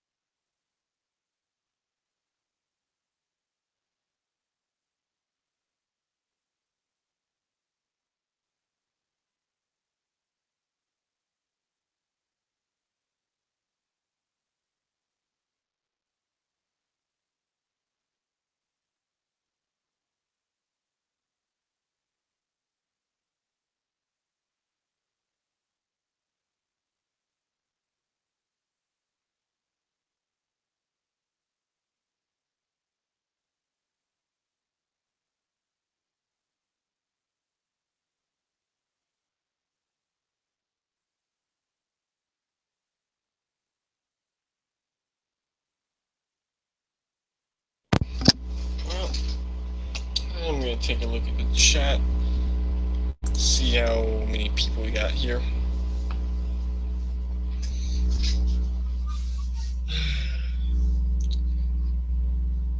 How is everybody doing?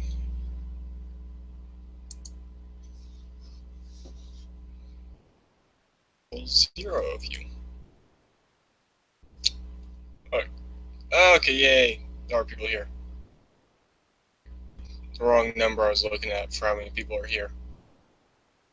That's good to hear.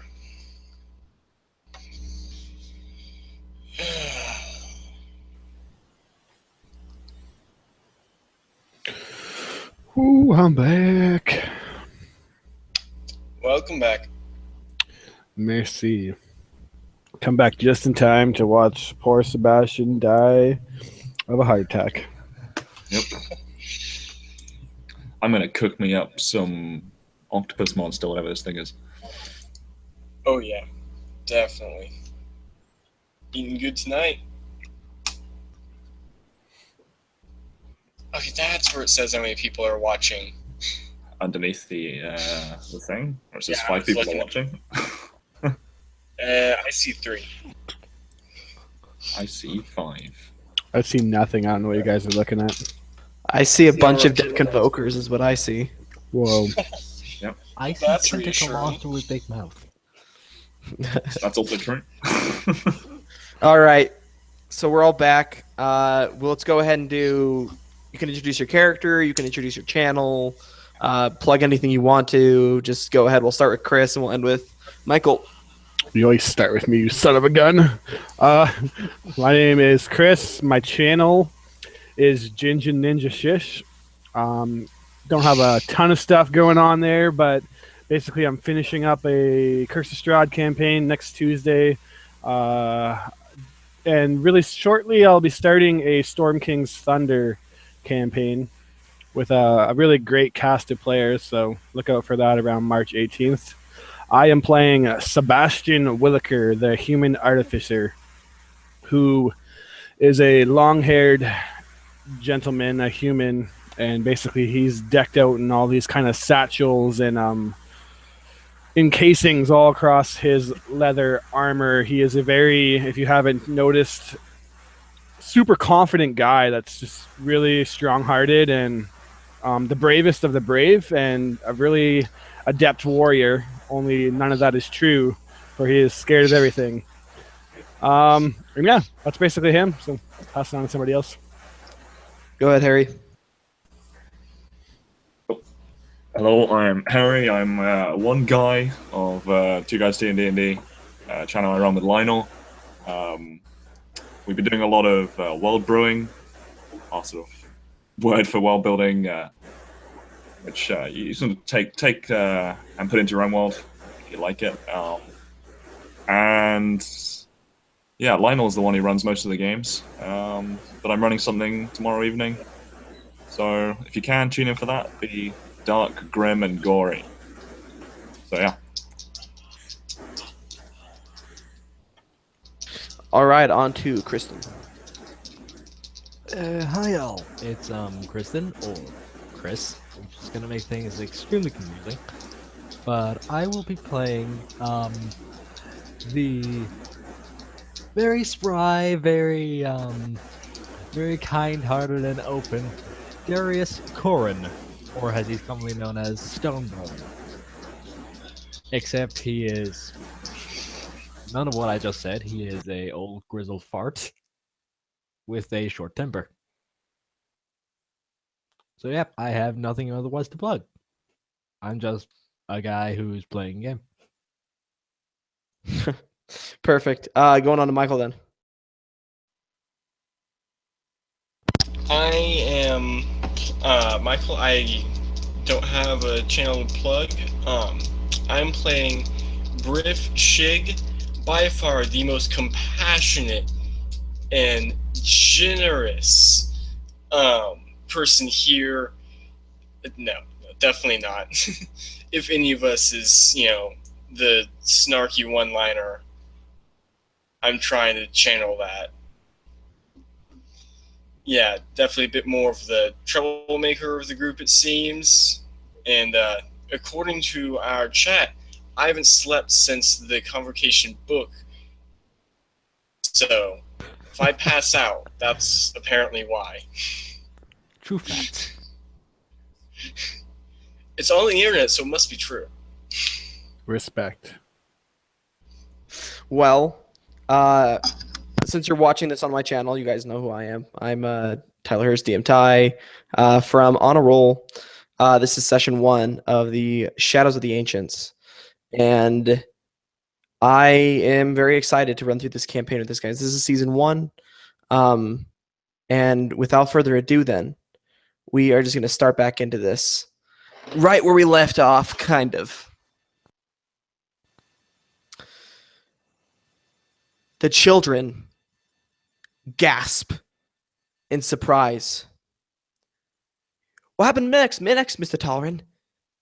Talrin Darkwind sits back, lifts his ale, and takes another sip. Well, they didn't die, if that's what you're wondering. But it was quite the ordeal. The child's eyes get confused at the word ordeal. Doesn't know what that word means. Taran just smiles and shakes his head. Several of the parents now are kind of leaning in over their tables, listening to the story. The creature that rose up out of the water, grabbing them, pulling them down, trying to take them into the depths of the Fet. Its tentacles were black like shadow and purple. Not a good purple, a deep purple, like a mottled bruise. And as Sebastian was pulled towards the edge of the boat, as his fingers began to touch the water,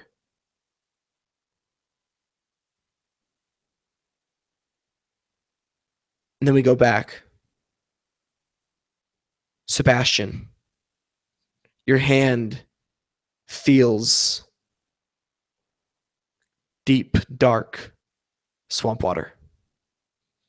You hear a shout from your side as Fulgrim is pulled towards the edge too. What do you do, Sebastian? Sebastian would be fighting it, pulling off whatever strength he can, using his feet, and as he feels his hand touch the water, you can hear him saying over and over again, "Not the water, not the water." And then he reaches into his satchel and basically clumsily pulls out a vial. And inside of this vial is almost like a swirling red kind of glowing mist. And as he grabs it, he fumbles it in his hands and he almost drops it in the water. And then what he's going to do is slam that vial on this tentacle, just arm's reach, as far away as he can, arm's reach onto it. And if he succeeds, it's hopefully going to burst into a thing of flame. As your hand rises into the air, this vial ready to explode on this creature, you feel a tug. And the vial is pulled away from your hand. Give me that back. He starts screaming, "Give me that back, give me that back." And you hear yells back, "Sebastian, Sebastian." And suddenly your eyes open.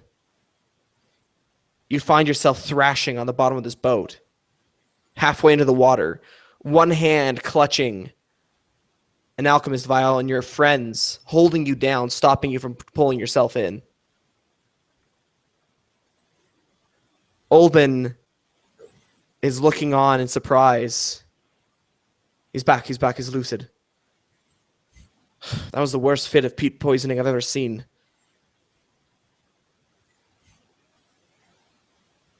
Looking around, I would exclaim, where is it? Did someone get it? Is it gone?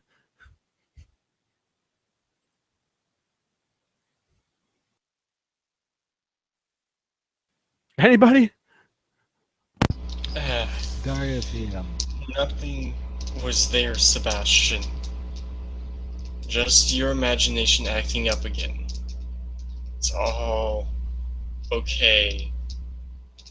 As usual. Fine.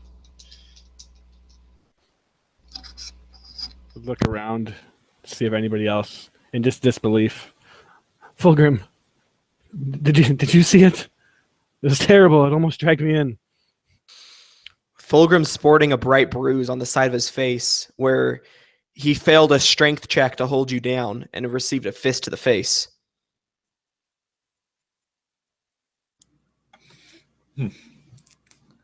I saw nothing but potential, mate. Potential. Sort of rubs at his bruise. You can fight like that all the time. It wouldn't be bottom of the table. and Darius kind of looks down at Sebastian in the bottom of the boat and goes, "Now, if you wouldn't mind, young'un, how about you stand up? I'm getting tired of holding you down." Yes, sorry. I don't know what that was. What did you call that, Olben? That was the most terrible thing I've ever seen. I could feel it. I could feel the tentacles pulling me. He says, "Was there anything different about the tentacles?" They were dry. And he kind of Whack. points. He kind of points to your friends, and says, "Their hands are dry."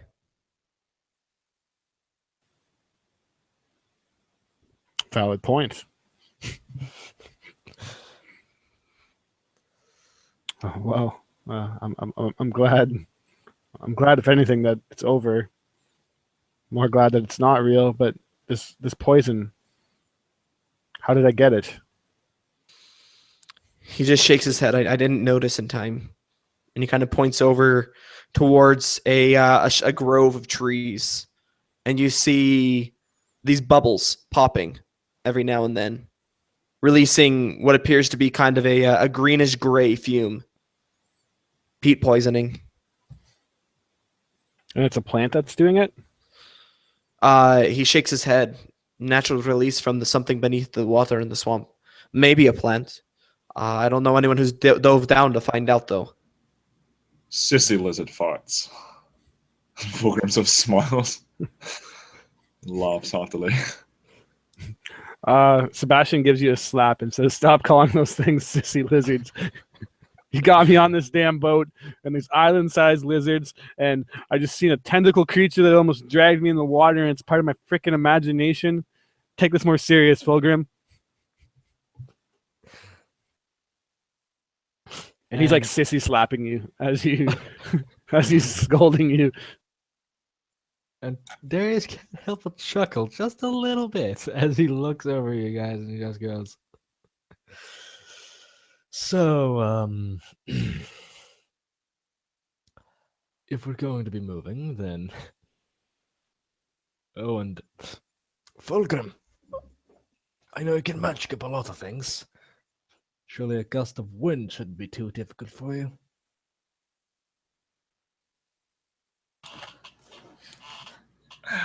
There's no blowing away this fog. Trust me. Can't help. No harm in checking. Can I do like a medicine check or something like that, just to hopefully avoid anybody else coming down with a case of that? Yeah, you can roll either medicine or nature to see if you can maybe determine the best course of action to avoid that. Negatory. Okay, yeah. Still shooken up. Yeah, you got no idea. You got your body shaking now though, and you feel cold. And as you are kind of like, "Man, what's happening to me?" You lean over the edge of the boat and vomit.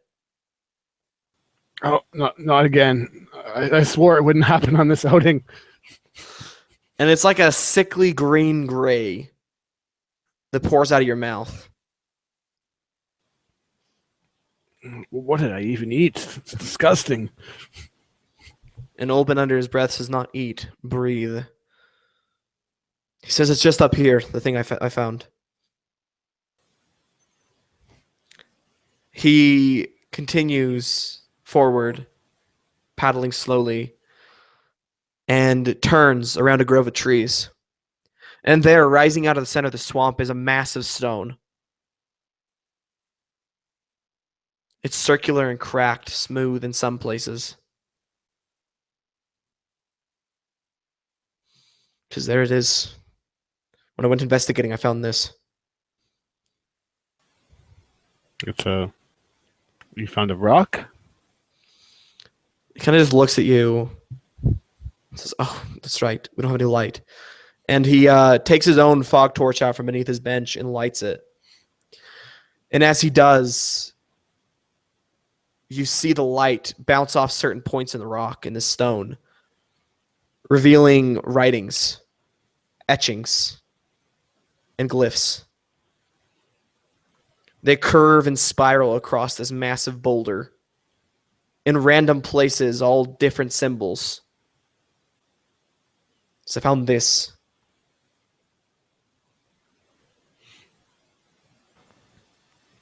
What is it? Be damned if I know. Looks like an important rock. Indeed. Do we recognize any of the riffs as a language of any kind? You don't know. Well, it's Maybe Fulgrim, it's reminiscent of something you might have seen before, but you can't put a finger on it. Trying to think. I doubt this would be anything Darius would be aware of. Yeah, highly doubtful you'd know anything about this. I guessed. Sebastian would ask if he could just can you get the boat closer? Oldman nods and steers the boat right up and next alongside this thing. Sebastian kind of closes his eyes and he runs his fingers along the glyphs or whatnot, and you just hear him kind of muttering to himself. And then what he's going to do as a ritual is detect magic and just try to see if there's any aura or anything emanating off of it, as it seems very olden. So what does it look like as you use detect magic? How do magical things appear to Sebastian?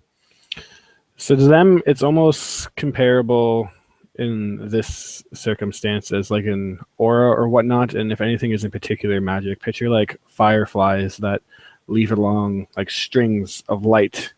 And it's basically just the raw nature of magic kind of flying around and creating this aura around a certain area. Yeah, as your eyes become milky white, just one color, these etchings explode in your sight. They become a mixture of colors. Some spark black and others red. Some of them are light blue.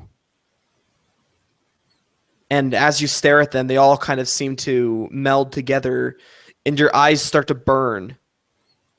And your head starts to ache, and your stomach does a flip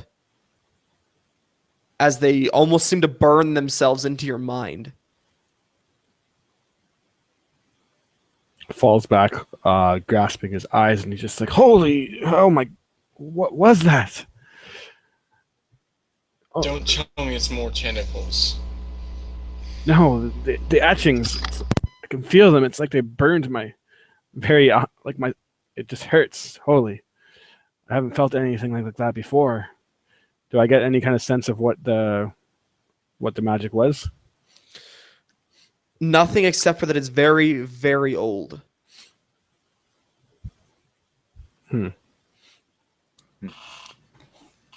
Does the how close are we to the stone? You're right up alongside it now. Okay. What I'd like to do is I am purely doing guesswork at this point, but I'm basically tracing my eyes along these sort of runic markings, and basically what I'm trying to do is I'm trying to find any iconography or something that may seem similar to what I'm aware of. Like, do I see any kind of griffin imagery or some kind of magic symbols that I would know of being in the Convocation?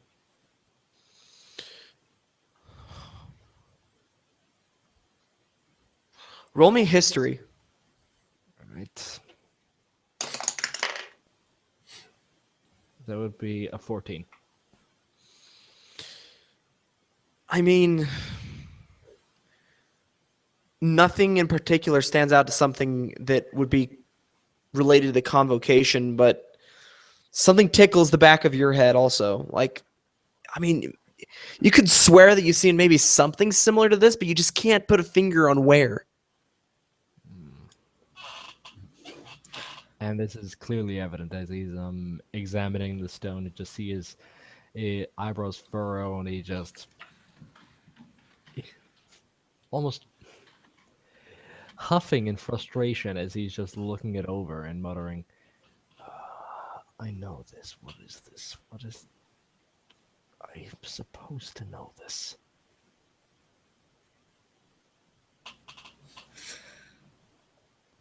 Oh. If nobody has anything, Sebastian would stand back up and he'd wipe his eyes, just trying to like shake the burning, these etchings that are just burned in his vision, almost like when you look at the light for too long and then it goes dark. That's all he sees burned into his vision. And he just says, Darius, I'm going to try something, but please, whatever happens, just don't let me fall in the water, okay? He puts both hands firmly on your, he wraps his arms firmly around your stomach, and he's basically just sitting himself down in the boat and going, knock yourself out. Well, this is a little more than I was thinking, but yeah, I'm sure that will work. And he'll put his hand on the rock again, and this time, again, closes his eyes, and he gets in tune with the etchings and the kind of aura, these different colors that he's seen of these etchings, the blacks, the reds, the greens. And what he's going to do is cast Identify, and what that is going to do is basically like almost create a recipe of this magic, a tome, a story. Each of these colors, each of these runes are going to tell him something, and he's going to be like basically reaching out and grabbing them in his mind and trying to put them together like a puzzle to make sense of this. So what is this you're doing? Identify. And what does that spell do specifically? Choose a item that you touch throughout the casting. If it's magical or imbued with any other magic, you learn its properties, how to use it, whether it requires attunements. Basically, I just learn what it is. So this massive stone, the magical properties it possesses aren't that it gives arcane strength. It isn't that it grants power. It's that etched on this stone, there's some sort of a story. And touching it, you see that. You feel that. You understand that. That these etchings aren't runes of power. They're not gifts of strength. They're gifts of understanding. They're gifts of knowledge. And even with this, you still can't make heads or tail of them. But you just sense just how immortal these runes are. Mm-hmm. Would tell them that it's trying to tell a story. And I would look at the stone almost like expectantly, like you guys can see what I'm seeing. But it's too old. It's older than anything I've ever seen. I can't make sense of it. Let me see. And Fulgrim's gonna sort of go to the edge of the boat, hoping people will move back to sort of counteract his weight. He's gonna grip the stone with two hands, running his fingers along the sort of cracks and crevices and the smooth patches, and closing his eyes and thinking like how this was made, like how old it might be. Basically, I want to make a stone working like history check. Yeah, go ahead and make me history.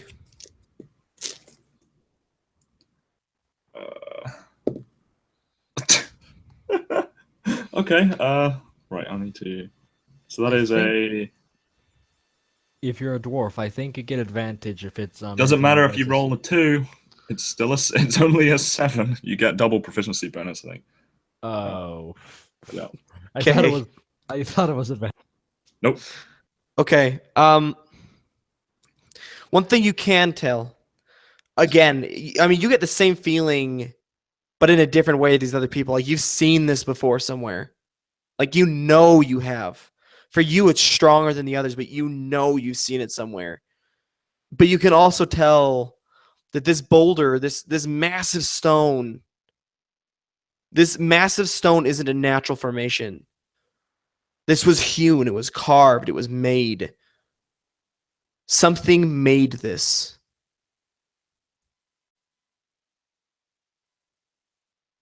As we look at this stone and examine it, or more the others do and try and understand it, Briff is kind of looking around the surrounding swamp. Does it look like this might have at one time been part of a bigger structure, ruins of nearby, that could help give us some sort of an insight? No, not at all. Picture. All around you are just massive trees. Roll me a perception check, though, as you're looking around as everyone's staring at the stone.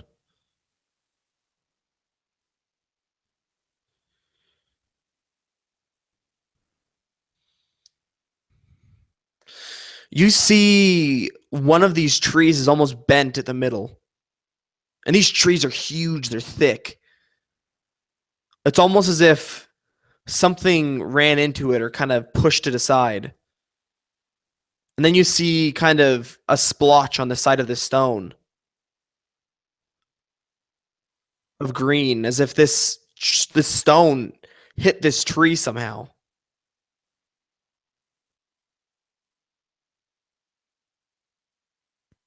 Does it almost look like the stone might have potentially like bounced off of the tree, just kind of in the angle it is? Potentially. Anything... Okay, and it's a fairly large. So I would.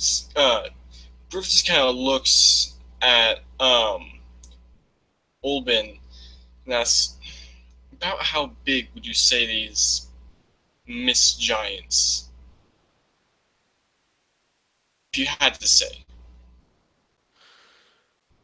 I didn't, like I said, I can't, I can only make a rough estimate. I mean, if they were as big as I thought they were, maybe,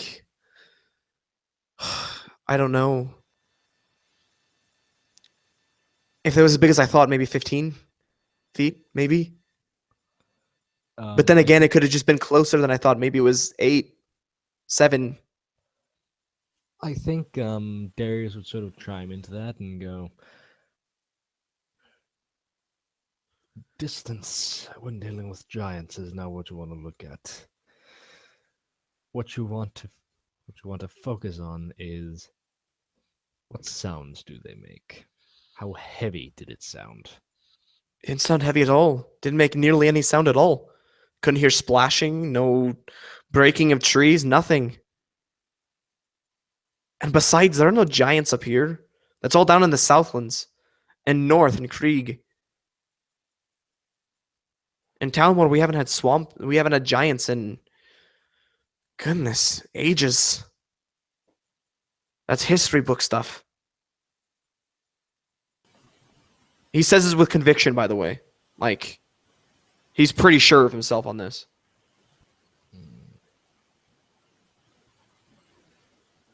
Might Darius make some kind of check based on this, considering sort of giant-esque history, just so I can... Yeah, you can make nature or history check. That's fine. Yeah, just so I can guess if a giant that is quiet as all heck can actually happen. Okay. Natural 18. That would be a 19 history.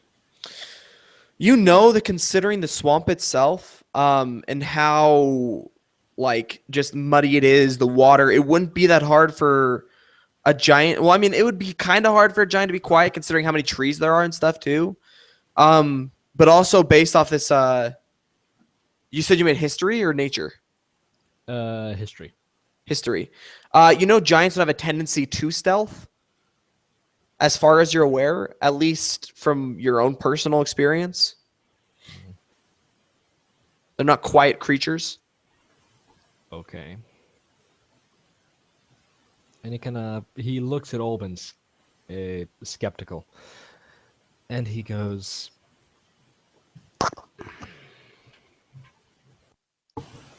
and what was this giant doing?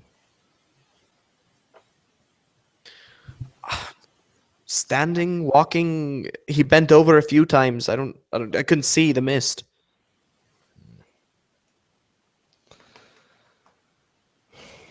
I think this is a waste of time. But I saw it. I saw it. There was something. No giant I have heard of that's been quiet in a place like this. His gaze falls, kind of dejected. I'm sure you saw something, Olbin, but like you said, we can't be caught out here during the night. We looked, we didn't find anything. We did find this rock, and it's very interesting. There's something about it, and I can't wait to tell Nei Redon, the master of the Convocation, one of the masters. I'm sure she'll know what this is, but we can't just be out here all day. Yeah, you become painfully aware how far the sun is set already. Darius gonna look at Sebastian and go, jot down some notes on these runes, these symbols. We may be able to show them and someone more knowledgeable. Yeah, he already flips open his notebook and shows you that there's like scribbles galore, some that you do see and others that you don't, as he's literally just like drawing an aura of the runes around this stone.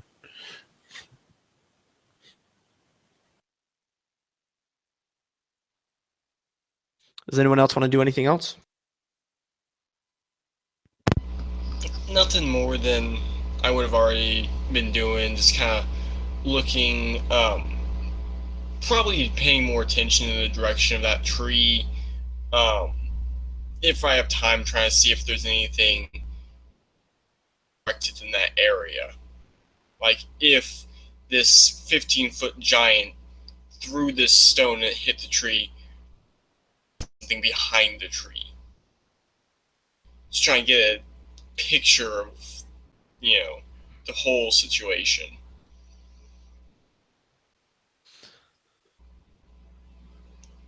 Okay. As you're looking around, yeah. So as you're kind of trying to determine the direction that this came from, I mean, it's pretty obvious that in the way it struck this tree and the way the tree's bending, it kind of came somewhere deeper in the fet. But you do know also, just kind of looking, how this must have been thrown or where it must have been thrown from. It wasn't a very hard throw. If it truly struck this tree, it would have broken it in half, like a stone this big.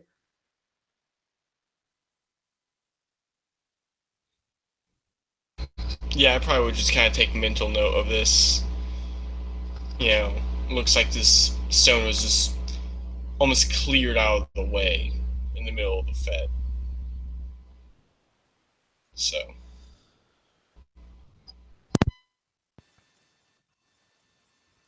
So as you guys have been intently staring at this stone,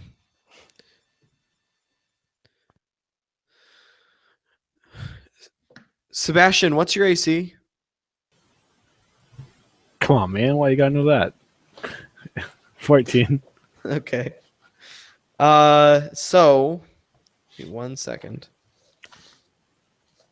He is standing on guard against that rock. Yeah, he's focused. Way to be focused. The rock sprouts a dozen hours and then beats the shit out of us. You feel a sting on your leg. Take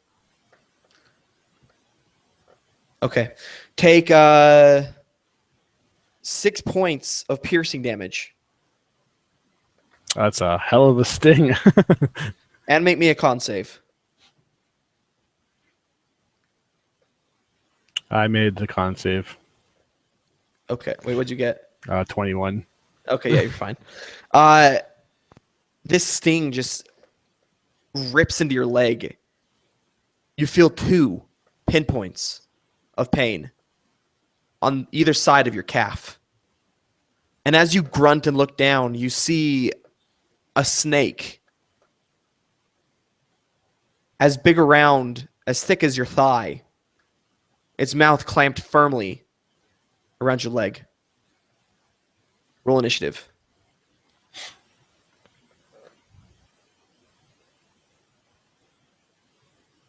A sting, he calls it. Just a gentle little pinprick of 3/4 of your HP. I rolled a 7. Okay, so the snake gets to go again first. Hey. And then we'll go to Briff, followed by Darius, and then followed by Sebastian and Fulgrim. The snake, its teeth unclench from your leg as it flops to the ground, and then with a heave, it launches itself towards Darius, the next closest individual. All right. Oh, that actually might hit Darius. What's your AC, Darius? Is it 18? 18. Haven't drawn my shoe. Yeah, yet. that's gonna hit you then. Ouch. Just go ahead and give me a con save.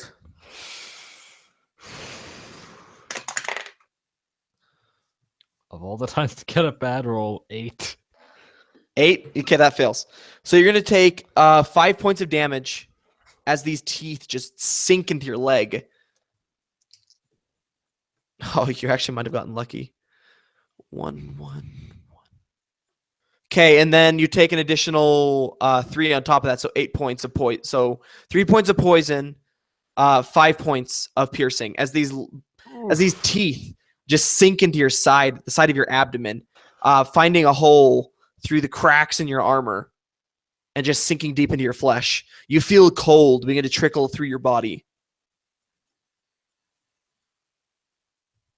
Okay, next up is Briff. Yeah, you see this. You see the snake strike lightning quick twice, biting Sebastian and biting Darius. Seeing it do this, Briff quickly grabs one of his hand axes from his belt, much smaller than the long sword and easier to move around in this small boat. Out to try and grab this thing and somewhat hold it while he brings down the hand axe. Just get into this thing real good, but not hit his ally if he doesn't have to. Because, make it not as bad as the full hit to the snake.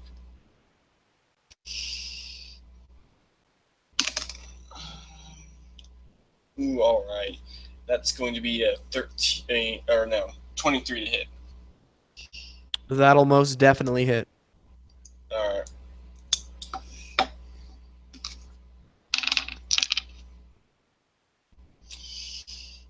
And that's going to be 4 damage.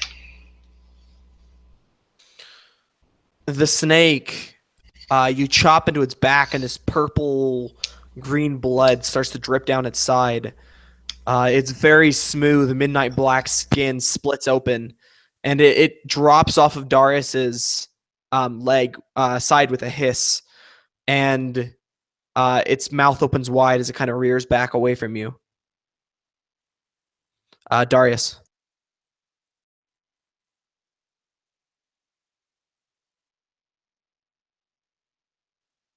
You're muted.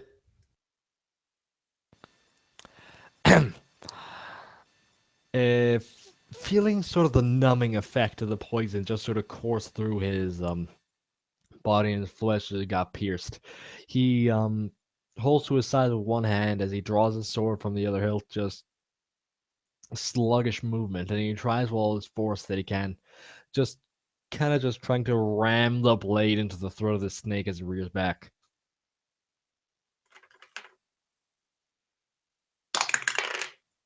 Nat 20! Yep, that's no, that misses. So you'll roll your dice, add your modifier, and then double it. Okay, so that's a D8 with one hand. It's 5 damage plus 3. That is 16 total damage. How do you brutally murder this thing? Okay, so as it rears back and I pull up my longsword, this weather but sturdy blade, I thrust it forward, and just as about to sort of veer out of the way, I grab the hilt in sort of a ice pick hold, and I just shove it down its open mouth and just shish kebab it to the bottom of the boat. And the snake flails around a bit for a couple seconds, going so far as to rip itself free, but tearing a hole in its jaw. And as it thrashes around on the ground, spraying just this purple ichorish blood everywhere, it slowly stops moving and then twitching, and then it's still.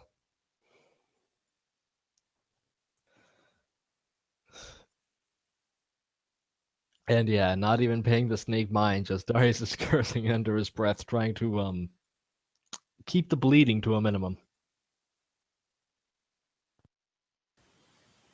Sebastian too kind of drops to the boat and quickly inspects his leg, just trying to see if the poison is spreading or anything like that. But looking around at the rest of the group and just kicks the snake overboard, also cursing it. Basically, a softer, less boldly spoken what Darius is saying, trying to emulate his curses.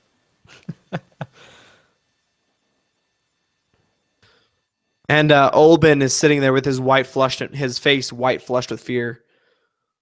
And nervously, he reaches into the side of his vest and pulls out a huge bottle of brandy and just chugs half the bottle. I'm getting too old for this. And puts a stopper on it and puts it back inside of his vest. You know, I'm beginning to like you, Albin. We have a few things in common. He nods at you. Should we get going? Alcohol takes away the sting, yeah. And he takes his oar and steers you back out the way you came. You arrive safely back in Dacta. In fact, you are able to go from Dacta back to the base with no problem at all as well. Unless there's something you wish to do there. Nothing to report besides our stone findings, which Sebastian would be eager to do. Unless somebody else disagrees. No, I think we're running out of light. Kind of need to go back. Yeah. I think at best, Darius would take a small detour to the tavern just to check on the status with the orcs, just to make sure that they haven't, not a stereotype or anything, but to make sure they haven't broken or killed anything. All of the orcs are gone. There's no orcs in the tavern. Okay. And it looks stable and how it should be, correct? Yeah, maybe there was a bar fight earlier in the day, but that's normal. All right. Then there's no other business. Darius, as you turn to leave, roll me a perception check. The one thing you love to hear from your DM, perception check. Okay, 19.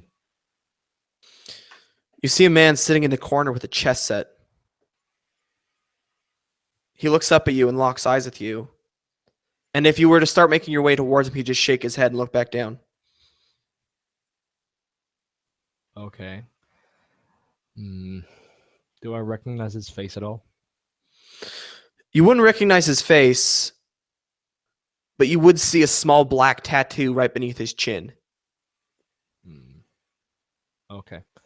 And he would just, Darius would nod at that and he would make his way out again, assuming that the person shaking his head in his direction doesn't want him to come any closer. Yeah. As you leave, the man goes back to a game of chess with somebody. You make your way back to the group. The tavern seems to have been in good repair. And I assume the rest of you are waiting on your river bears. Nailed it. Paddle pandas, actually. Shut your filthy mouth, Harry. Of course, it's otter bears. Otter horses. Otter pops? Otter Yeah. pandas. Sebastian has mounted his again. He would actually have pulled out a couple vials, and he's like shaking them.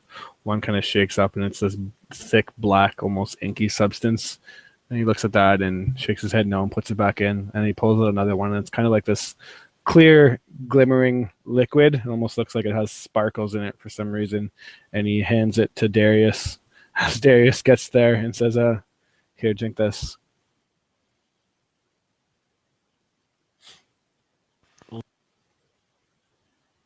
He looks at the liquid and kind of shakes the vial around a bit more and pops the cork and downs it. You, sir, would be healed for 4 HP. Thank you. And then in a couple hours, he would say that you might feel a little nauseous and then need to go to the bathroom. But I'm working on the recipe. Don't worry. So Olbin kind of is sitting in his boat watching you guys get ready to leave. He's nursing this bottle of brandy again in his hand. He looks up at you. You're not a bad sort. I know there's some harsh feelings towards Convokers right now. But as far as I'm concerned, I just know that you're trying to do your job. For what that's worth. Before we leave, Briff would kind of slide him a tiny bit of money and kind of say quietly, like, you see anything else strange, come to us. We'll take care of it. Need to start spreading any rumors. Turn this guy into a contact in the town. Yeah. He would nod to you and say, safe journeys back. It's dangerous at night. Only use fog torches if you have to. I remember that. You threw mine in the water, so I won't be using mine anytime soon. I wasn't interested in becoming food for a giant crocodile. That's fair. Fair point, good sir. He nods. I'm full of good points. And he kind of points at you and lifts the bottle and takes a large swig. He kind of sloshes it around, only a quarter left, and looks at Fulgrim and the rest of you, and he holds it out and says, you need this more than I do.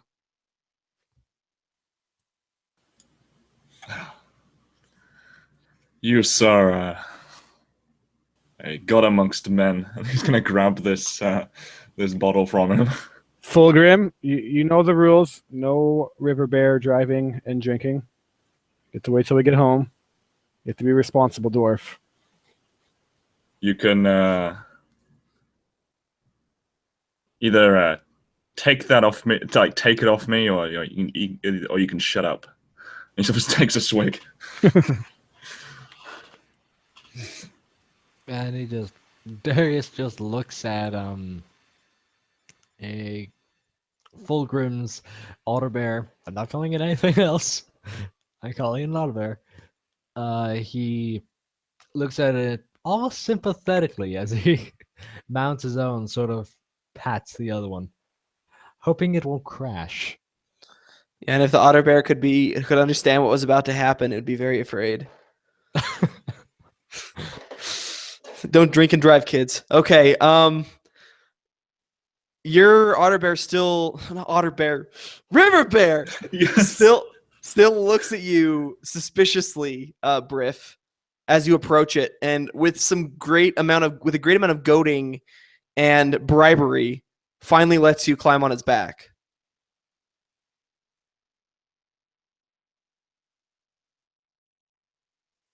So yeah, I do climb onto its back, being very gentle, just kind of rubbing on this, petting this thing. And I might have even, if possible, gone to a small, market stall here in the village, if there were any light piece of, meat or something I could give it as a treat to,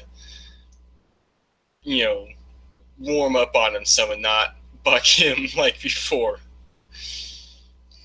Yeah, like I said, it cautiously allows you to climb onto its back, but only warily. Like if you make any sudden moves during this ride, you're going back in the water. So go ahead and roll me survival again to make your way back to the base.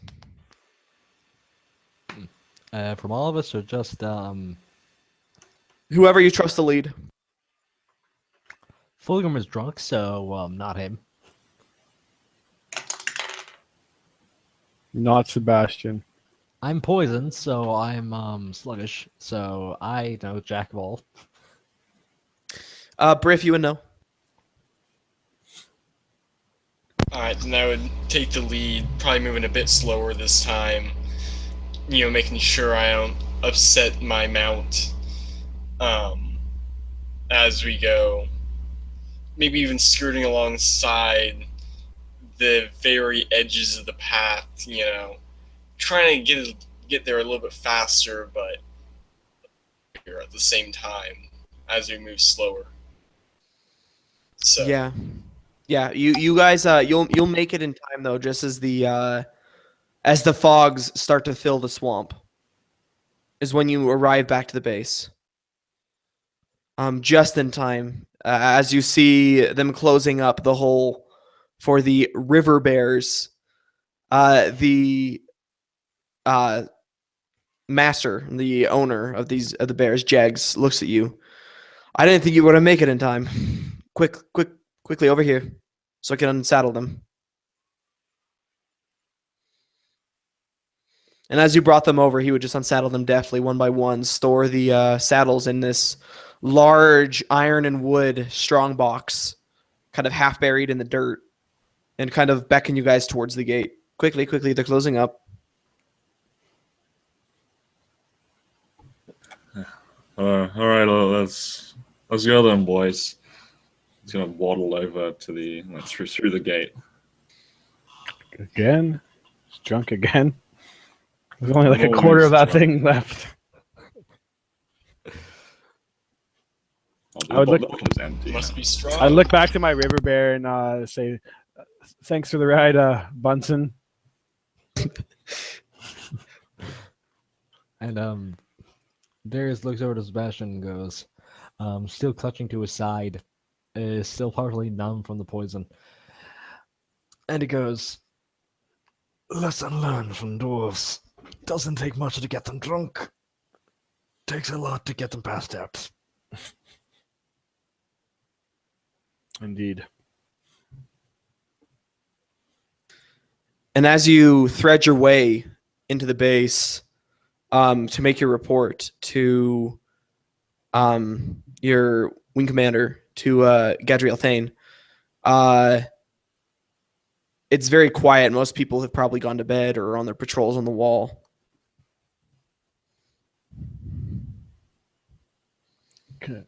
Commander, we made it back. Yeah, you knock on the door and you hear, come in, muffled behind the door itself.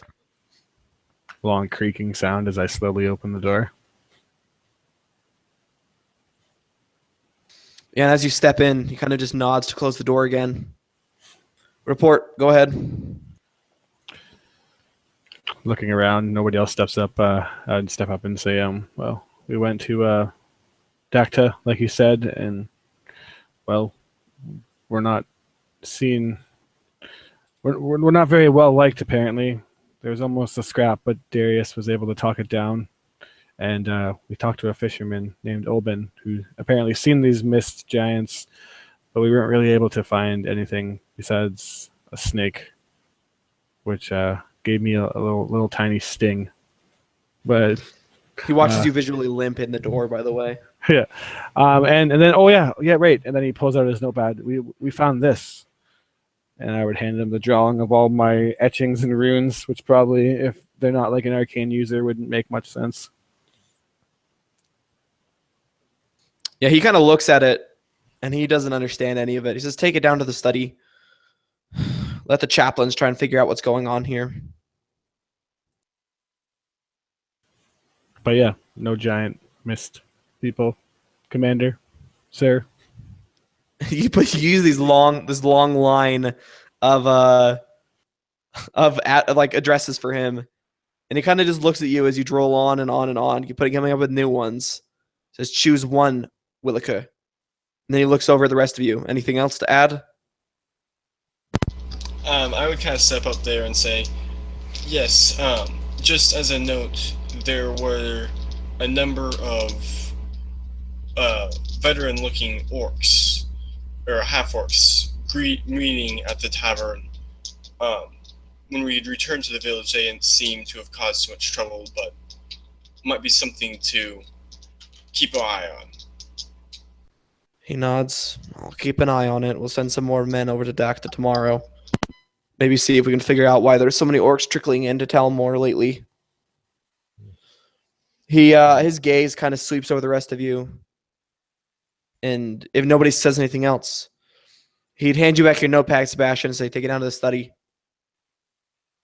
Darius Maybe Professor Emran Gray will know what's going on."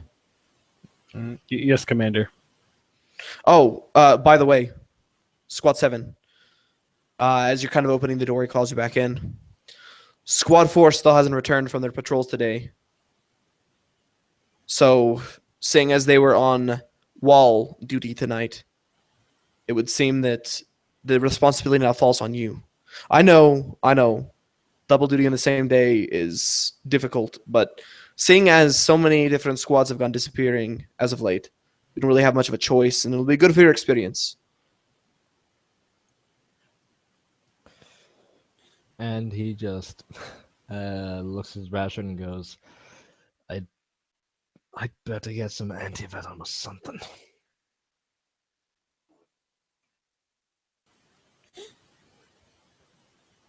Yeah, I would leave and then go ahead to the study, like you said, before going on guard duty. So is anyone else going with him? Is everyone else just going to wait and go to the wall? Or are you going to go and get patched up? Oh, sorry, you go first. I would try to unpoison myself first of all. Okay, you'd have to go to the study to get that stuff. That's where like all of their alchemists and stuff are. Okay, then I follow after Sebastian then. Okay. With a clink of empty bottles, Fulgrim would just make his way up to the wall and do his staggering patrols. So taking a break every now and then for a swig of whatever's left of this brandy and staring out into the mists. And what is Briff doing? I would probably, very slowly make my way to the wall, just incredibly, taking it easy, not really taking this, posting seriously. Just very minimal work. Once I do get to the wall, just kind of look out, nothing's there. Just kind of sit against it, rest my eyes a little bit, and then stand up, do the same thing, walk a little bit. Just whenever he hears someone come up onto the wall, he, stand up and start patrolling like he's supposed to, in case it's someone who might report him or just work. It's like, it's the wall. There are other people here. I just had double duty. I'm taking it easy.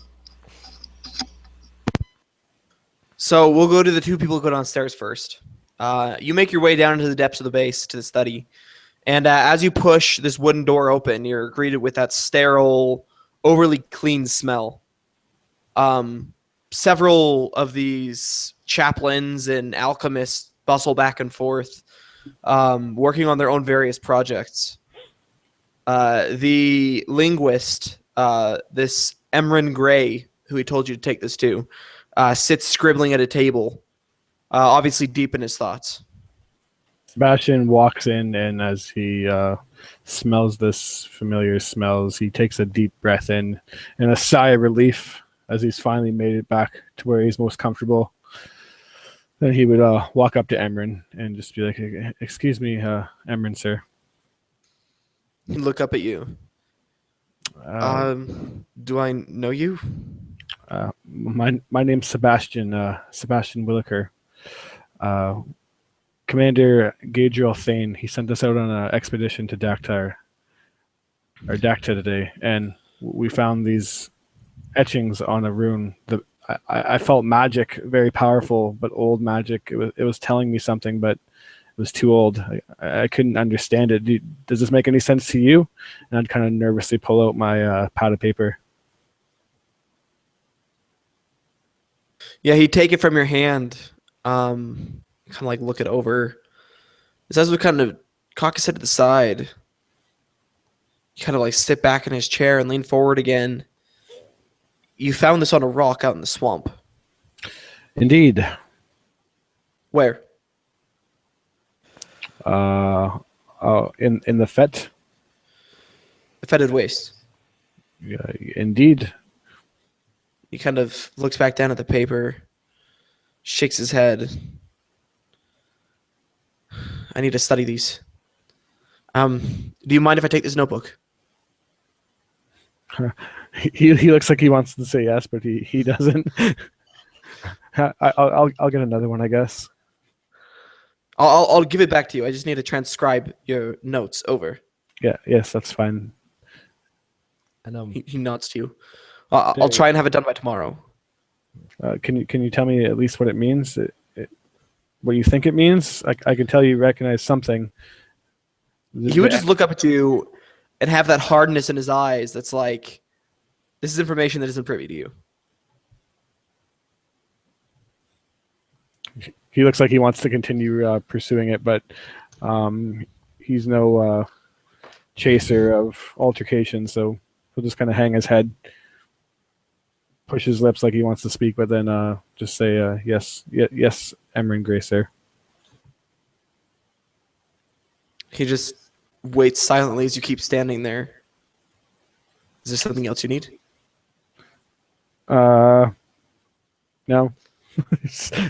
Stands there awkwardly for a couple more seconds. He just slowly nods, like, okay. Nod back at him. And then after an awkward enough amount of time, we'll kind of step away and just look to Darius and say, so we have to get you some kind of antitoxin, I guess, don't we? Then I'd go find... Sorry, go ahead.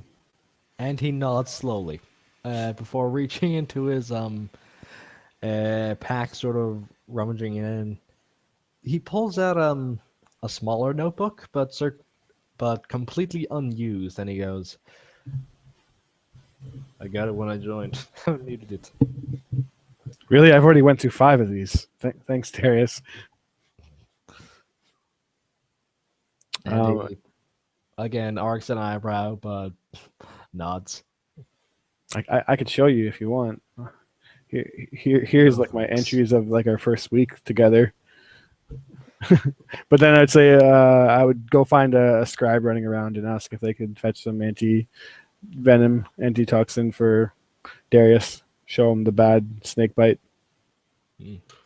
Yeah, they'd quickly provide you with the antitoxin, along with some bandaging. So they heal you for a total of 5 more points, and then Chris for a total of 7 more points. Chris. Well, both. Well, yeah. But that Darius 5, Sebastian 7. that much better. Well, it looks like we got stuck on guard duty again, Darius. For the what is this? The 3rd night in a row now? We're expendable, eh? We're not exactly doing much. He says he stands up and stretches out. All right. Not stretching too much because the bandage is kind of constricting his movements for a bit, but just getting a feel for his range of movement. I swear that if Fulgrim passes out again and I have to do his shift, I'm gonna tell him real good. You tell him real good.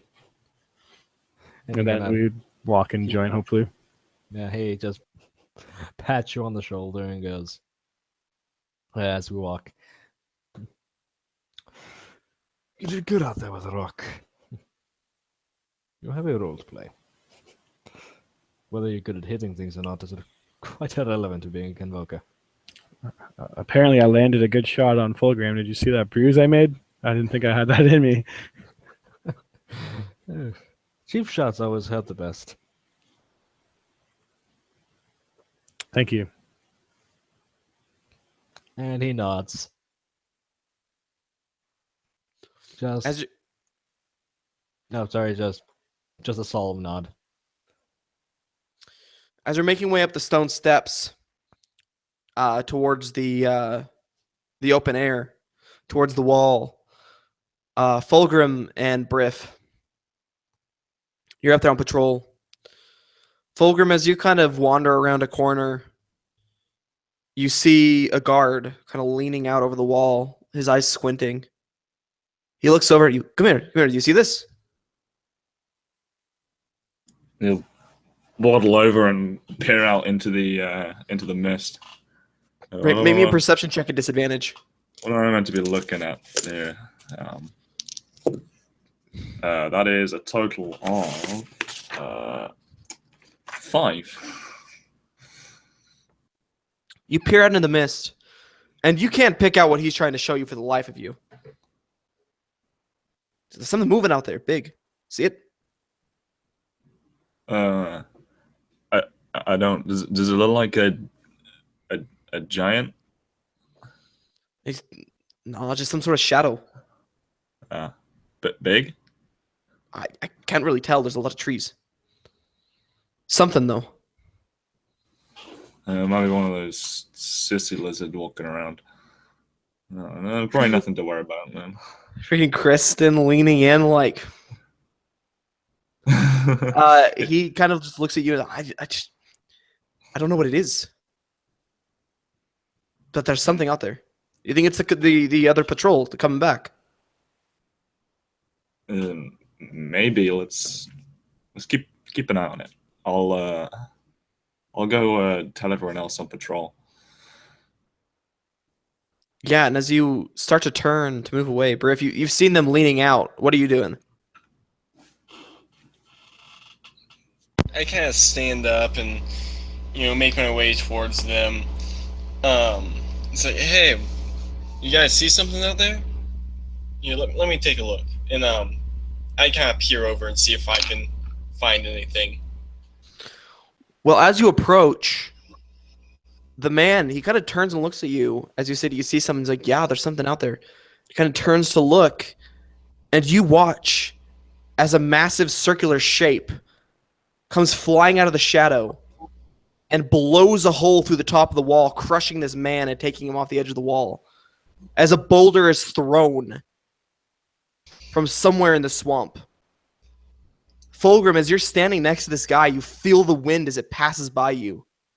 You watch, Briff, as this man is essentially smashed by a boulder. And in that moment, as you look at him get torn away from the wall, rock being splintered and thrown about, you hear the distinct telltale sound as something splits the air rushing towards the wall next to you. And boulders begin to slam into the wall and into the ground of the courtyard. And that is where we'll take another 3-minute break.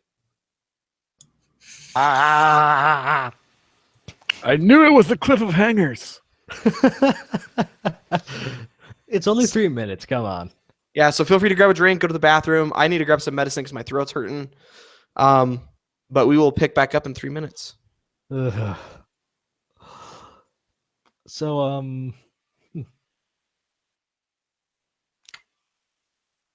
Sis of Giants. I say it's the Missy Lizard.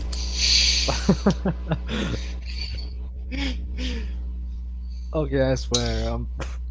If I were running a joking, I would just have at some point they would just see a giant croc flying through the air among the boulders. I don't know if there was anything on that rock. Was it just a miscellaneous rock, or did it say something? It'll probably say in giantish, smash, smash, break, eviscerate. Throwing rock. Now I see why the dwarf might have potentially seen something in it. Yep. So, But it still seems ancient and infused with magic, which doesn't speak giant to me. a magic rock.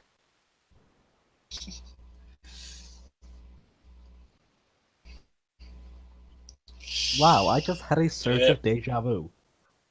I feel like I've been in this situation before.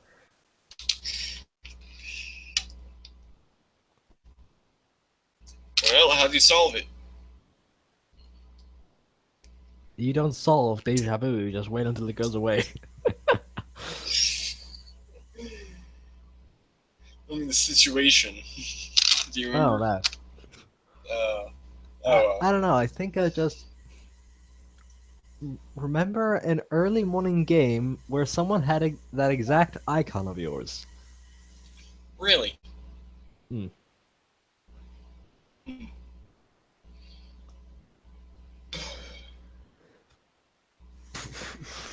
Yeah, fuck.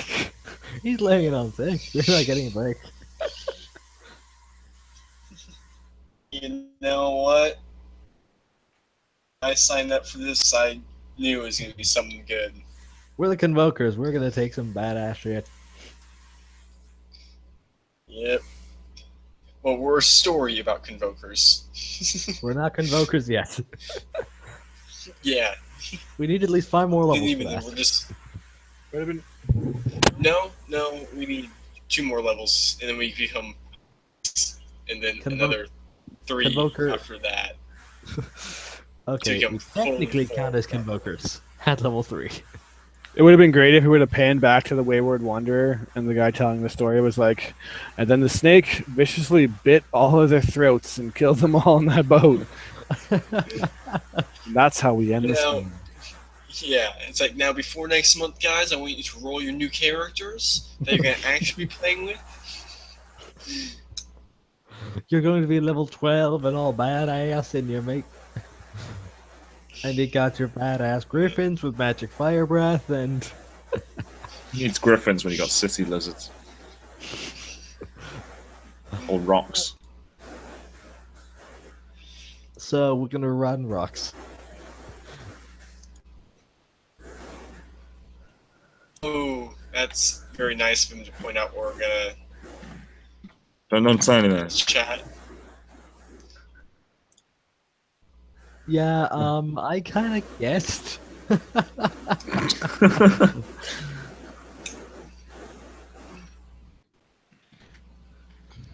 All right. Sorry about that. I need to get some cough drops and some medicine. All right. Oh no, it's fine. Harry, I choose TPK. Shut up. No one asked your opinion. I'm the DM. My opinion is all that matters. I could just say right now you fall into a drunken stupor and run away. Oh, I mean, if that means I don't die, I'm also fine with that. Yeah, okay, whatever. All right, so we're going to start back up. Boulders rain down like hail. Cobblestones fly into the air. Large sections of the stone wall crumble and break. You see the command tower, the place where Commandant Enos Martin and the other wing commanders bed, where their rooms are. A large boulder slams into the upper floor. You hear the screech of griffins, the cry of alarm, and the whistling sound of more boulders streaking towards the wall. Sebastian and Darius, you step out into this hellstorm.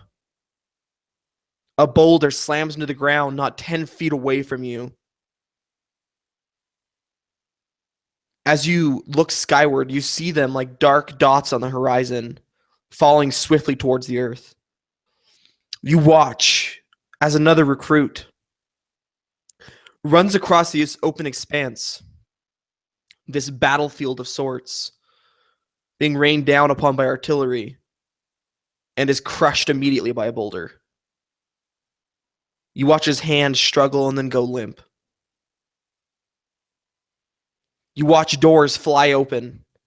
You watch convokers, recruits, initiates, chaplains, envoys, wardens pour out of the basement, out of the lower quarters of this establishment.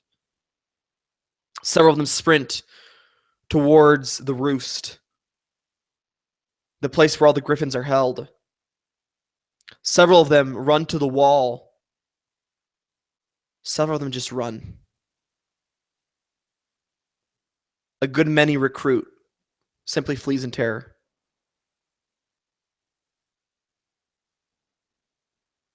What do you all do? So as just before this happens, Sebastian was like looking up to Darius and just he goes to say like, Darius, you really thought I held my own out there today? And then as we open up this door, a rock just misses us narrowly by 10 feet. And Sebastian just kind of looks around and everything's going in slow motion as he's seeing these recruits getting crushed, the command tower getting destroyed, everyone running. And he just hears this ringing in his ears. And momentarily he has this like flash of vision of fields, a farmland burning, houses turning to ashes, and just people screaming and the sounds of steel. He shakes his head and he snaps out of it. He looks at Darius dead in the eyes and he says, "We have to run. We have to get out of here. We have to go now." And then, yeah, go ahead. Yeah, and just as Sebastian is just relaying this, Darius would quickly just give him not overly hard, but just sort of snap out of it, man, have a smack, and just gonna go, "Enough talk, run!" And as he kind of pushes his shoulder and just gets him out of, as the boulders are coming forward, just try to duck out of the immediate aim, I guess. I need you both to first make me deck saves and then to make me luck rolls. Okay. If it matters at all, I want to draw my shield. It might. I rolled a 15 on the save and an 8 on the luck. 14 on mine and 6 on my luck. What does it look like as you're able to make it across this field without getting hit by a single boulder or any sprays of debris? Go ahead, Sebastian, first. Oh, snap. So, yeah, we have this moment of run, and then Sebastian goes to dart, and he slides beside one of these big boulders and kind of uses it as a covers, and he looks over and he sees another one smash into the side of the tower, taking out another recruit. He kind of flies through the air screaming. He lunges up again and he looks at Darius, making eye contact, and then sprints across, and another boulder he hears coming out from the side of him, and he looks and he kind of does this somersault barrel roll out of the way, just narrowly missing it as he kind of runs through the dirt and just gets this mud kind of kicked up in his face. He looks back and the rock is just a few 5 feet, even less, away from hitting him. And go ahead, Darius. As Sebastian just narrowly makes it past all the boulders and makes it away from him, he just drops into a full sprint. It's low to the ground as the boulders sort of shatter to the ground around him. He looks up and just sees the sky obscured by boulder rain, and he jumps off the side of one boulder, lands on top of another, and just somersaults onto the elevated platform where Sebastian is. Yeah, and Sebastian, with that 8 on the luck dice, you get so lucky that as you stop and turn to look at Darius with this look of like, we made it on your face, a boulder passes within inches of your head.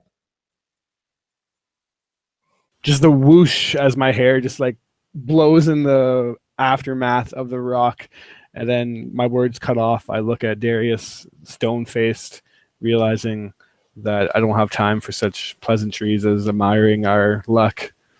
I look around desperately anywhere, Fulgrim and Briff. Fulgrim and Briff, what are you guys up to?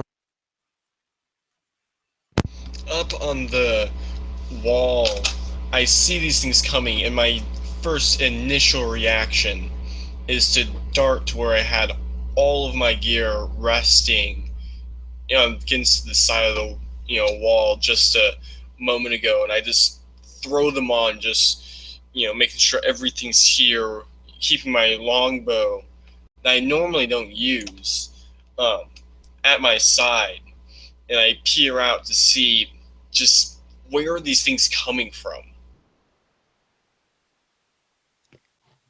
They're just coming from the swamp. You see, now that you're looking, you know what to look for. You see shadows moving. And as you look down, you see a group of these large shadows approaching the gate, flanked by hundreds of smaller shadows. Okay. I would like to try to lay off a shot against stop him from getting in. Yeah, that's fine. Go ahead. That's going to be a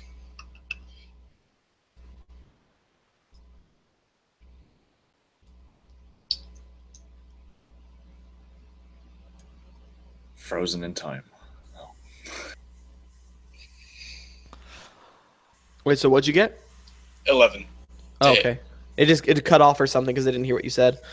Okay. I was waiting for you to say a number. That's why I was just like sitting here. Okay, 11. Yeah, you don't know if it's the darkness or maybe you did hit or you don't know. You don't hear any response though as your shot goes off into the darkness. Okay. But It's if kinda- it did hit, it seems to have been largely ignored. Yeah, just straight to work. Keep him outside the gate. Yeah, you start firing shots after shot after shot. And as the wall starts to break and crumble and explode around you, you become painfully aware that this is not a safe place anymore. If you stay here much longer, your chance of dying is very high. At that realization, I look at Fulgrim and just almost like grab this dwarf, clearly much bigger around than I am. I might be taller, but in total, he's got some mass on me. And so it's kind of like, and start yelling, "Off the wall! It's coming down!" And just start, kind of starting to take charge, if at all possible. Just, the battle's going. Yeah, both of you make me So, deck yeah. saves. Oh, what have you done to me, man? What have you done? You caused this. Oh. Fuck. Okay, that's a 5. It's all your fault. It's all your fault. And what'd you get, Michael? Not one. The ground beneath you breaks, sways, shifts, and then falls into the courtyard. You're going to fall 30 feet. Both of you are going to take 3d6 damage. Oh, you're lucky I rolled low, though. So that's 5 points to both of you. As you fall, landing luckily into a bale of hay, but still your legs crumple beneath you and crack against the stone. Assassin's Creed. The sound of an eagle cries out behind you. Sound of a griffin, you mean? Yeah, just that screech, whatever it has to be to make this Assassin's Creed. And then it turns into the what's that one song? Like da da da da da da da da. Like the one song that on the saxophone when it's making fun of like something people are doing. Yeah, I know what you're talking about. Yeah, that one. Benny Hill? Yeah, Benny Hill, that one. Oh, As you're geez. falling through the air, like you look so graceful. And it's Benny Hill comes on. Wilhelm screech somewhere in the background. Oh, I think Fulgrim as he lands flat on his ass, he would sort of look around, seeing these rocks just crashing into this stone fort and in the courtyard, looking around for his friends, and he'd look up to the heavens and shout, "Arondel, please lend your strength to my friends so that they may at least survive this battle." And he's going to cast Bless on all of the 3. If they're in range, that is. I'll say conveniently they are in range. It's like 30 feet. Yeah, So, you yeah. guys are like on this raised platform going up to the wall, and you watch them just shoot past you, falling to the ground. Well, that was eventful. Yeah, so you can add a D4 to attack rolls or saving throws. Perfect. Nice. Lasts a minute. as long as I keep concentration. You see the Convokers finally beginning to muster, griffins taking off into the air, and you hear a shout from somewhere across the field. Squad 7! You see your wing commander standing on the edge of this elevated platform right in front of his door, and he's looking right at you as he shouts. So Sebastian was borderline just getting ready to run. He sees everybody else tailing it for the door, and he knows that's what he has to do. But then he hears a familiar voice calling out, the voice of Fulgrim, and he feels this bit of inspiration, just a braveness for some reason that he hasn't felt before. And he sees those two falling, and he hears the voice of his wing commander, and he looks over to them and just says, "That's Gadriel. We have to go to him. We have to." And then he just doesn't really know what to say. We have to do something. And Darius looks over to Sebastian and calls over the clatter of the falling boulders. He can probably fly, so let's go. Okay, sorry, let me rephrase that. He can probably fly, so that's a good idea. Yeah, he says that he kind of grabs the shoulder and just forces him into a dash. And he calls back, "Fulgrim, Briff!" They just kind of wanting to get off their asses.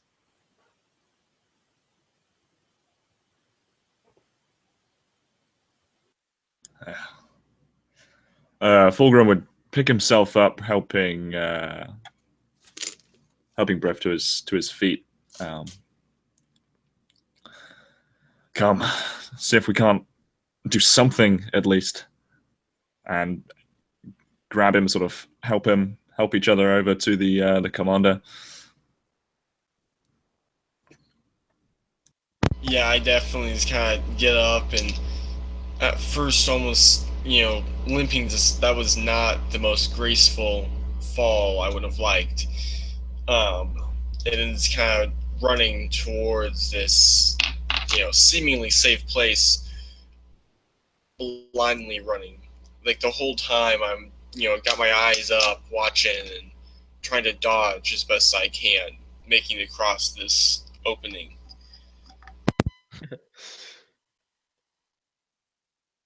You're surprised, though, when the boulder rain stops. And then you hear the crash from the gate.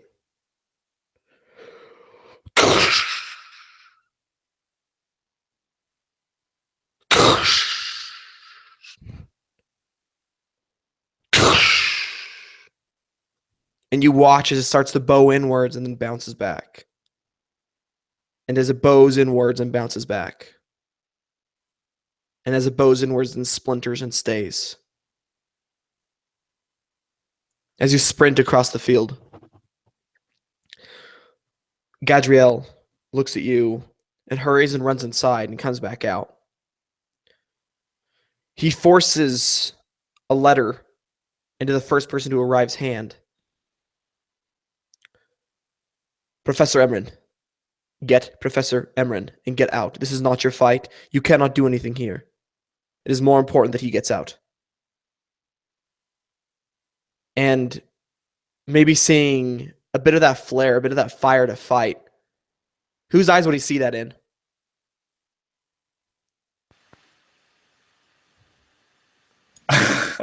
Just Sebastian shaking his head. Yeah, you'd say in Fulgrim.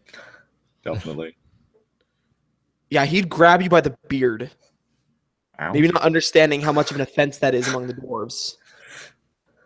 And he would say, your job is not to fight, it's to get out, get Emran and leave.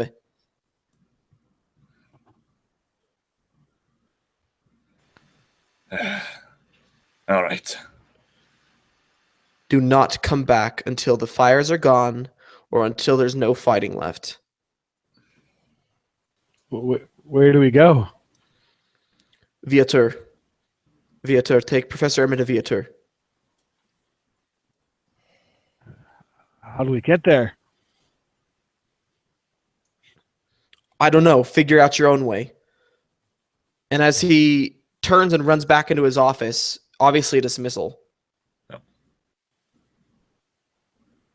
You hear chests opening in there as he seems to be putting on his armor or gathering stuff. From outside, you hear another and more splintering. You can now see a hole in the center of the gate. Sobered by this loud noise, Fulgrim will start making his way, I think, towards the it was the basement, I think, the like the scholarly area, like the chaplain area was. Can't quite remember. The study. Yeah, you see the door is intact that leads down into the study. Sebastian would be hurrying. He's familiar with the area. It's where he spends a lot of his time. He would burst open the door and instantly start calling out for Professor Emran. And Darius is just gonna come out towards the rear and just holding his shield in front of the door, or kind of backing along with them, in case a boulder is small enough to crash through it. So I guess he's acting as a meat shield. All right. I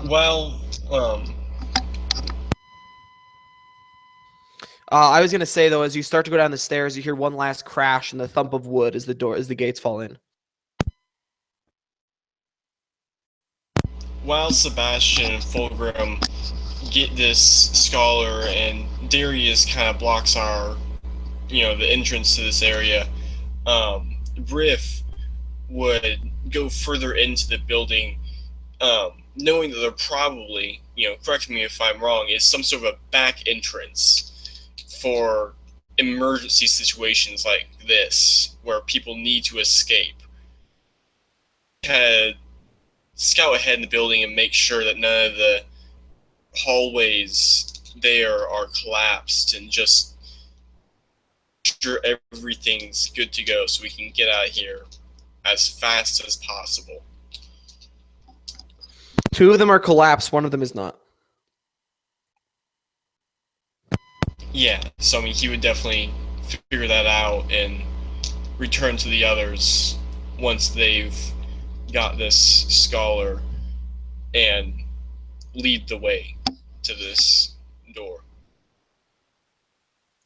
Yeah, you would find Professor Emran in the study, and he is crouching behind a desk and holding a short sword, but with very unpracticed hands.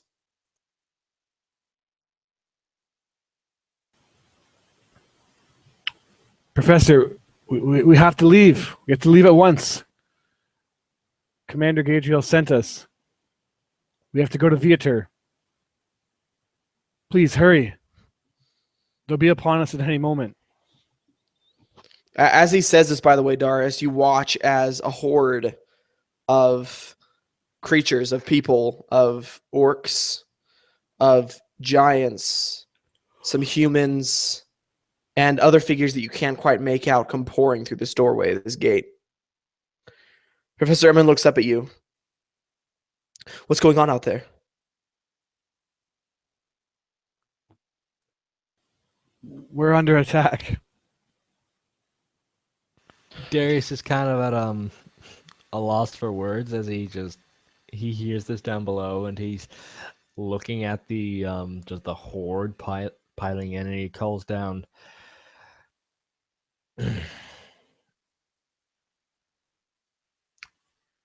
And my mind suddenly just blanked. He calls down. We're being invaded. As Professor Emran hears this shout of "we're being invaded," he looks up at you. By what? By who? Why? Do I recognize any of the creature types that are invading? Like I said, you saw the orcs. Yeah. You could see the humans. And the other ones, you can't really tell because they've got kind of like dark tattoos all over their body. Okay. So... And then there's the giants, obviously, but yeah. you don't really get a good look at them in the shadow. They're big.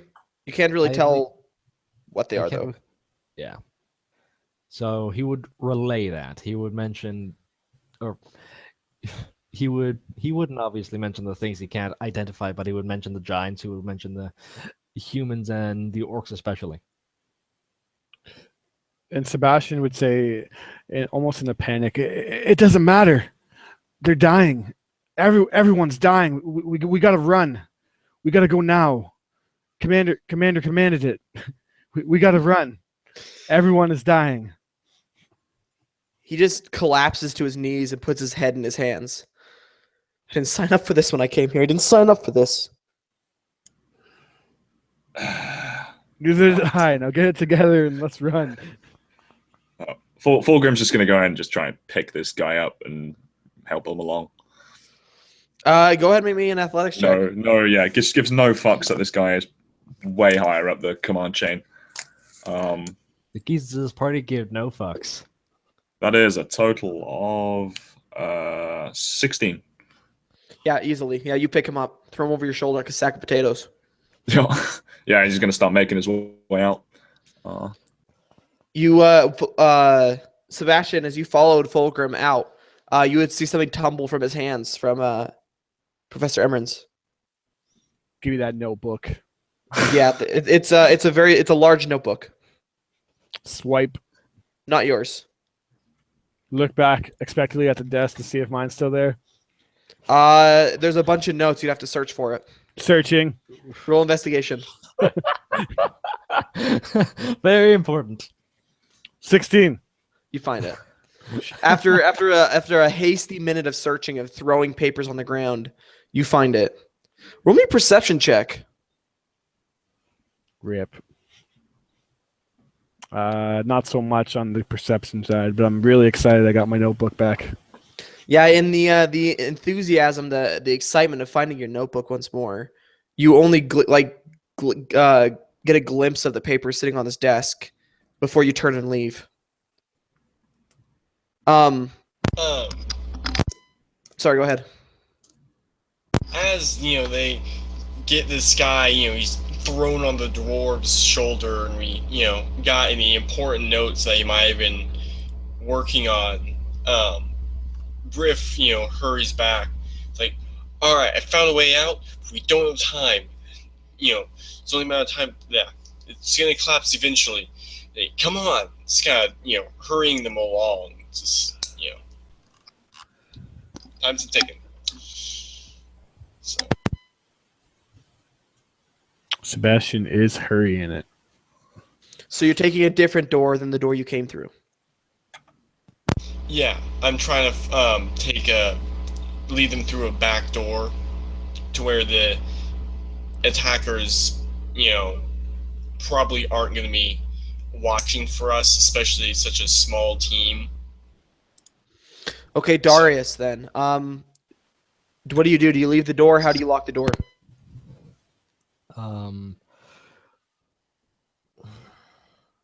Okay. I figure I close the door. I figure there's this kind of log or wooden stick or whatever that's used to lock bars from the inside. I kind of heave it in place, and if there's at all anything I can do to maybe obstruct it otherwise, or maybe, I don't know, collapse a chandelier in front of it or something. I just don't really care about keeping it pristine. I just want to find some way to make the door heavier. Yeah, you could probably bring a table up the stairs if you wanted to take the time to do that. I would. So he just kind of shoulders the shield, and he just grabs the nearest and biggest table and just clambers up the steps again with it.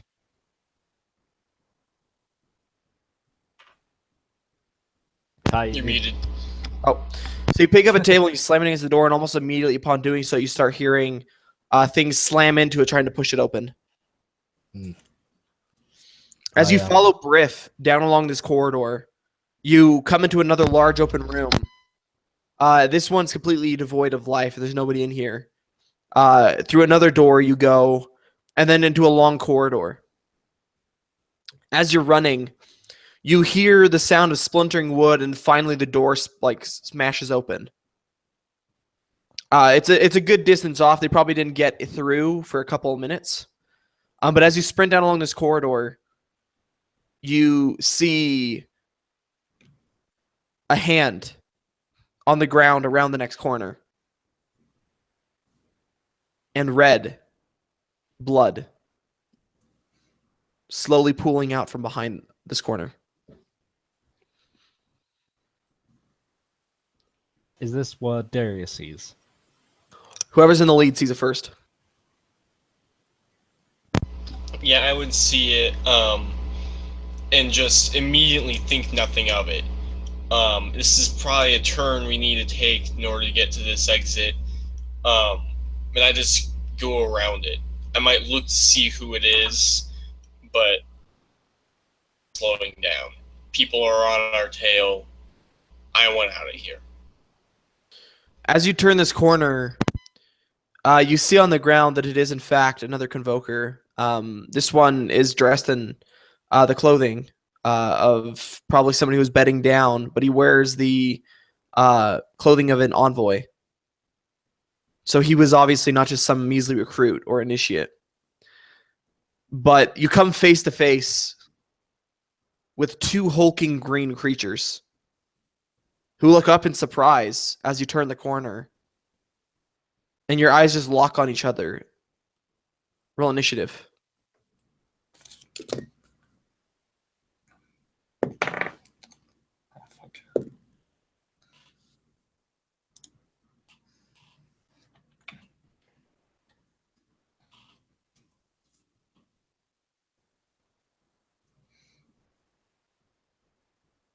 Well, you all go first. So I guess that means we start with Griff. Then we go to Sebastian. Who has the higher dexterity between Fulgrim and Darius? I have +1 dex. Yeah, I said +1. Okay. Well, I'll just go like this then.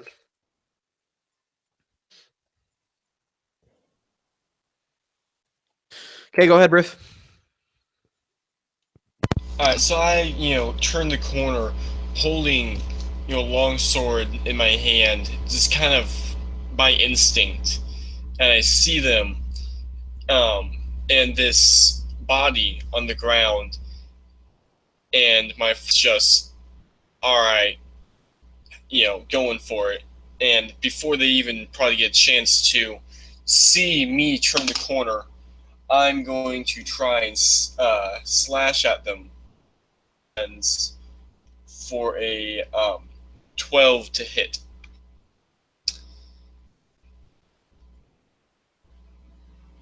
It does not hit. As your slash comes towards one, it brings up its axe and catches it on this bone weapon and hurls it to the side, slamming it into the wall instead. All right. Sebastian. Sebastian comes around the corner too and grinds to a stop as he comes around just in time to see Briff charge in. He charges in and he slashes at the orc, and the orc blocks it.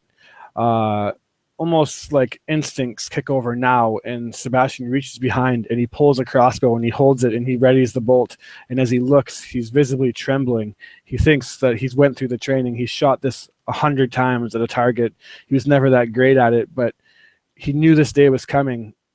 He also knew that he was never ready for it. And as he's eyeing it up, he looks down the sight of the crossbow and he sees the kind of altercation between Briff and the orc, and he sees the orc overpowering Briff. So he focuses, he takes a deep breath, and then he shoots.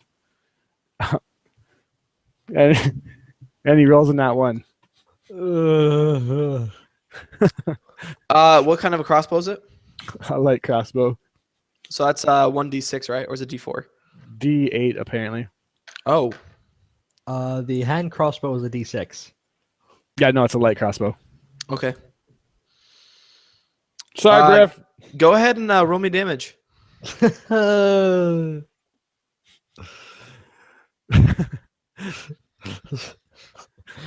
He's just shaking a little bit too much, and he was indeed correct when he knew he wasn't ready for this moment for 7 damage. 7? Yeah. Briff takes 7 points of damage as a crossbow bolt pins you in the shoulder from behind. You know, get me in my back as I just clearly not as fully healed up from that tumble. I fall next to this envoy at 0 hit points. Well, Sebastian, go ahead and level up. you gained enough XP by killing your friend. Oh, he's evil all along. Okay, Fulgrim. I almost imagine, Sebastian, your eyes are wide and your hand starts to tremble, maybe. Yeah. He's just, every doubt he's ever had about himself has come into full fruition right now as he downs his companion. Sorry. Booming out in his deafening, deep voice. He shouts, "Now is not the time!" And he's casting Healing Word on onto Briff. And you gain back 6 HP. I just rolled max. And then he'll step forward. Thank you. And yeah, get up, you ninny. He'll step forward with his warhammer in hand and try and smash one of these green things face Make in. this attack a disadvantage since you have the professor still on your shoulder. Yeah, definitely. Oh, that is a nat 1. I'm killing Brett. You kill Griff again. You hit Griff again. You get him up and knock him down. No, this time I'm gonna have you roll me a d6. A d6. Okay. Yeah, to determine effect. Sure. What are the odds? Oh, jeez. A 6. Okay. Oh, fuck The me. only thing that happens is that your swing, as it comes down, catches on a sharded piece of stone hanging from the ceiling and clips it from your hand, dropping it to the ground. Right. So you can pick it up immediately on your turn because you have movement still. Yeah, I'll just- pick it up. yeah. And, This is going well. oh my god. All right, Darius, do something for us. Okay, I can just imagine after this, after Yeah, cue Benny Hill Sebastian again. after Sebastian shoots Briff in the back and Fulgrim loses Warhammer. Darius is just sprinting down the corridor, finally catching up. Almost heaving as he draws his blade, and he does action surge as it just charges past and just takes 2 swipes at the nearest orc.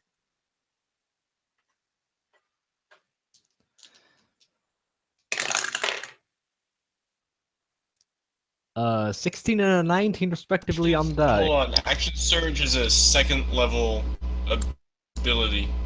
Aren't we Oh. level 1? Right. I do not action surge, but I do attack.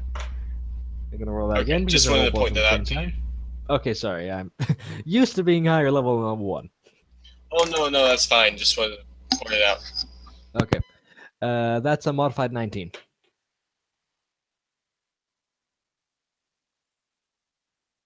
That's a what? Modified 19. Yeah, that definitely hits. Okay. Sorry, I was just getting my Benny Hill rolling in the background. So, as I deal 9 damage to this orc as I just round the corner and swipe at him. Yeah, the cut goes very deep across his shoulders. I can't speak seriously with this going in the background, okay? It cuts very deeply from the top of his shoulder all the way down to his waist, but he's still standing. And I just yell out, "Come at me, you green bastards!" I don't know why I picked up an accent, but okay. The orcs look at each other, and they look back at you, and they both raise their great axes. I may either be a supreme badass, or I might be maybe the world. Oh my gosh. 1 nat 1 and 1 nat 20. We got Tweedledee and Tweedledum standing up here, okay? All right. This nat 20 is going to hurt, though, dude. I figured. Fuck. Oh, actually, I never mind. It rolled- might not be that bad. I rolled I'm out pretty of low. spells as well. It's probably going to drop you, though. That's 20 damage. Ouch. Yeah, his attack just slams into your shoulder, and he pushes down with the palm of his hand and then rips it back out away towards him. And I Blood just- sprays. Yeah, I can just I imagine as he strikes into me and just digs the blade into the through my armor, I'm flattened against the ground, and he just scrapes the wound deep into as he recalls his blade. Yeah, and as that one slams his into you and pulls it out, the other one raises his great axe towards towards Briff. His swing clashes against that same stone and bounces back, slamming into his own head as he nat ones and kills himself on it. Tweedledum indeed. And that is it for their turn. So, still on the ground, maybe even kind of between the stone and Darius.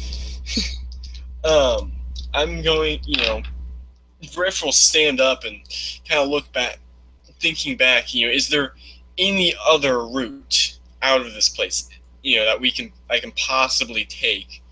Because these guys are dealing some damage. Unless you want to go back towards the group that broke through the door behind you. Okay, so this is probably the best bet. Is getting through these guys, yeah. Alright. Yeah, then I'm going to first use my second wind to maybe try and make back some of those hit points. Alright. That'll help. And then you guys have probably known me as we go on patrols and on the wall. I bring extra weapons with me. Actually, no. Yeah, so I bring extra weapons with me. Just, it always kind of seems weird. Why do I need 2 long swords? Type of a thing. One of them. So I'm now holding 2 of them. And while I'm not going to be able to hit with both of them this turn, since I used my second wind, I will swing as I draw one of my blades. That is going to be a 22 to hit. That'll hit. All right. So let's see, where's that die?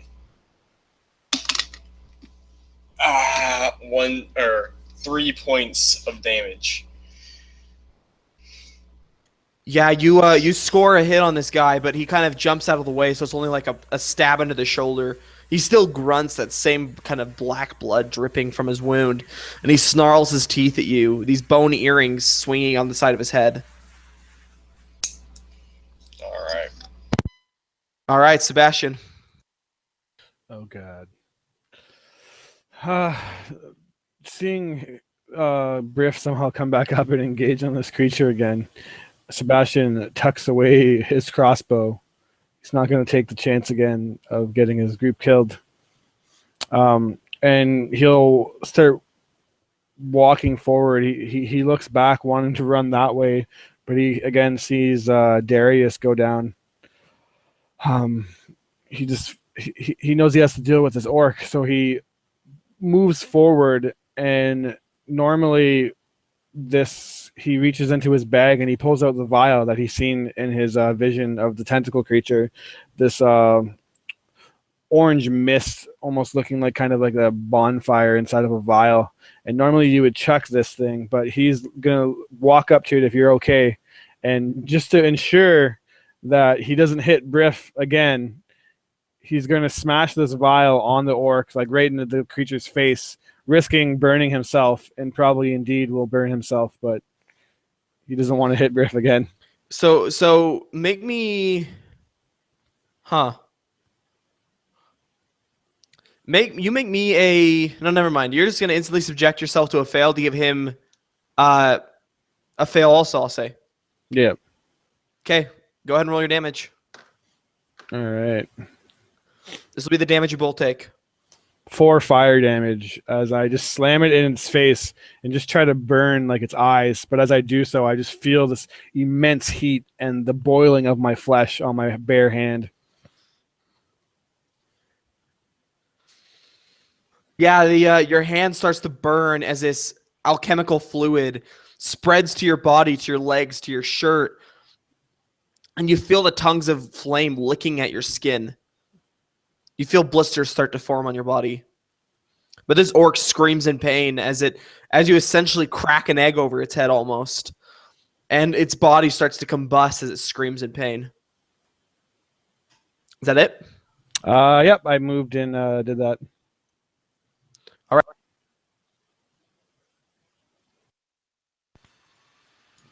Oh. So, so is this guy like pretty wounded? Yeah, he's not in a good way. All right. Seeing as he apparently can't use his bloody warhammer correctly,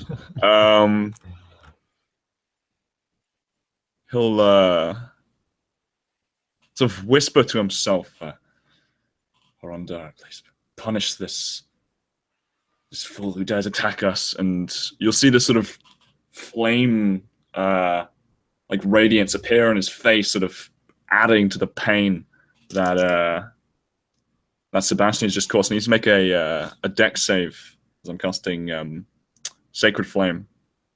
The DC is 12. He fails. And he takes only 2 radiant damage, unfortunately. He is charred, blackened, burning. He has a cut in his shoulder, but he's still standing barely. His eyes are starting to glaze over, though, as blood drips from this wound and as his body burns. Darius. I'm still knocked out. Go ahead and make me a death save.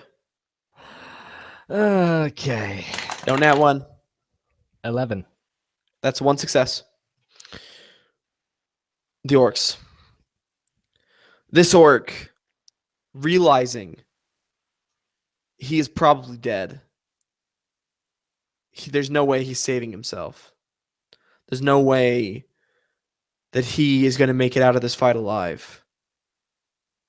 Locks his eyes on the thin Sebastian Williker.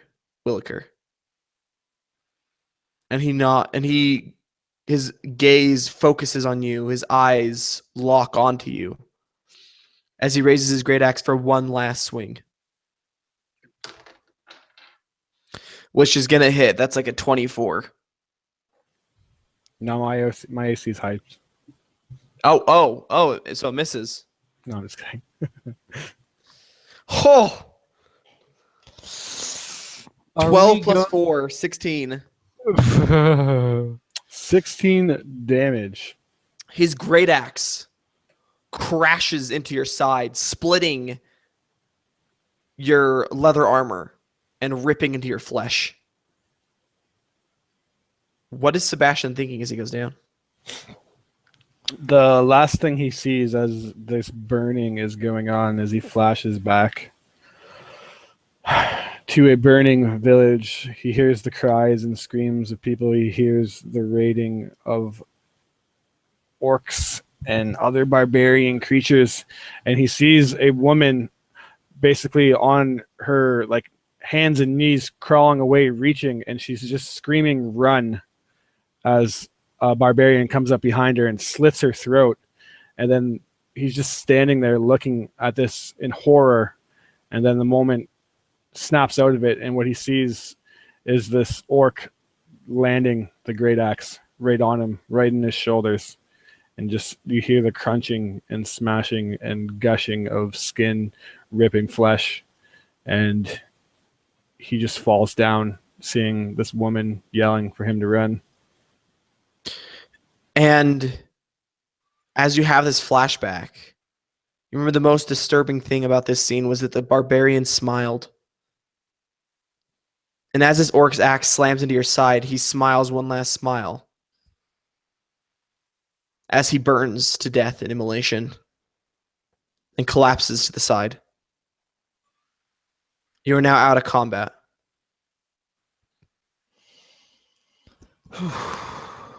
Out of combat, immediately what I do is put my sword away and just kind of retconning that last little turn I took there, grab my other one off the ground where it fell when I dropped, put that away.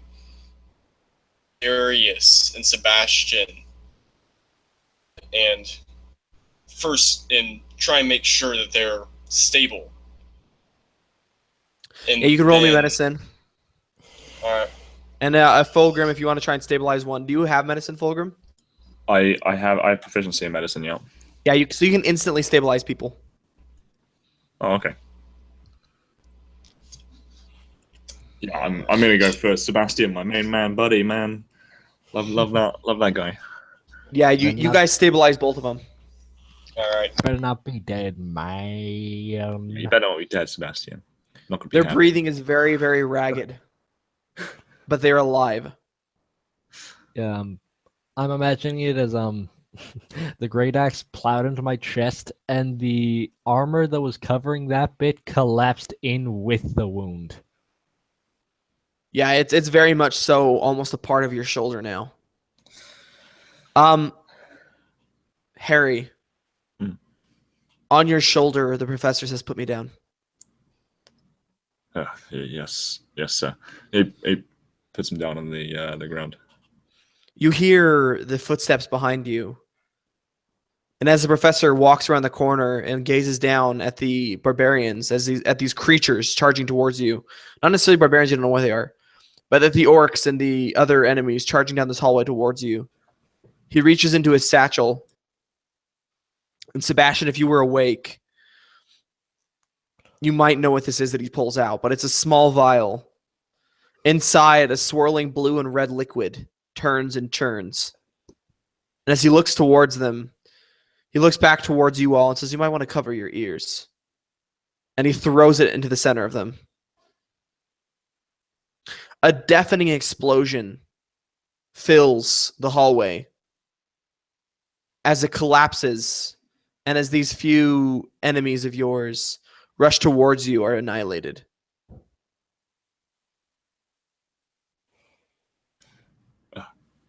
By Arondel, I've got to get me some of those. They're in short supply. Ingredients are hard to come by. Damn. They call it the Thunder God's Cheer. You can see why. Oh, yes. And Fulgrim will sort of reach down and gingerly lift up Sebastian in his arms. Not giving him the same treatment as the professor, actually like holding him, cradling him like a baby in his arms. I would probably, looking at you do this and Darius on the ground and say, "Let me take him. I feel like you'd be more suited for Darius." So, You're a strong man, aren't you, Briff? Just try to think best. So yeah, I guess we each grab one of them and continue on our way. And the professor looks at you and says, "There's no way we're getting out in this state. We need to find somewhere we can hunker down." He looks at you and says, "The burrows. We can hide in the burrows." You know that the burrows are where they keep the river bears. These holes in the ground that the river bears live inside of. It's that or make a run for it, and I'm not sure how far we're going to get with only 3 of us paddling. Maybe we can escape on the river bear. He nods, perhaps. We have to go. We have to move now. Yeah, let's go. So hoisting Darius up further on his shoulder. And remind me, being stabilized only means I'm at 0 hit points and not actually dying, correct? Yeah, you're not actually dying. You're basically just like unconscious. We Okay. unconscious as heck. Yep.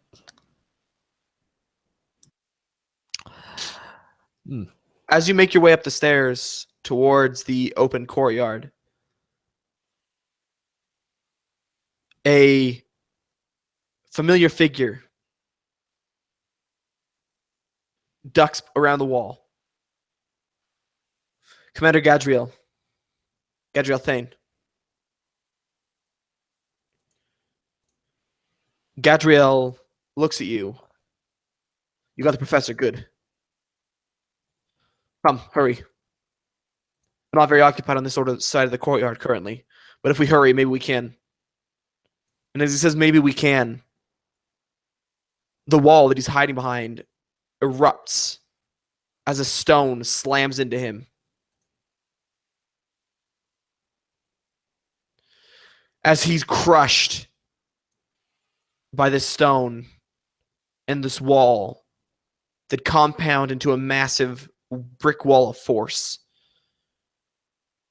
You watch him crumple like paper.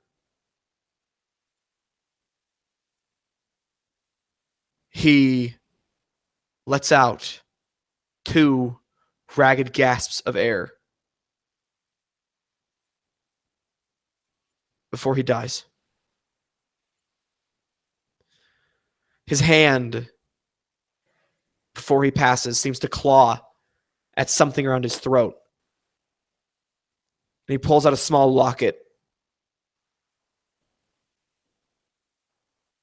Any who were close enough would see a woman and a young daughter in a picture in this locket. And as his hands close around it, and his eyes start to flutter, he grits his teeth. And anyone close enough would hear him whisper, "I'm sorry." And his hand slumps, scrapes across the ground, and comes to a halt. There, gleaming on his finger, is his Convoker ring. How do you proceed?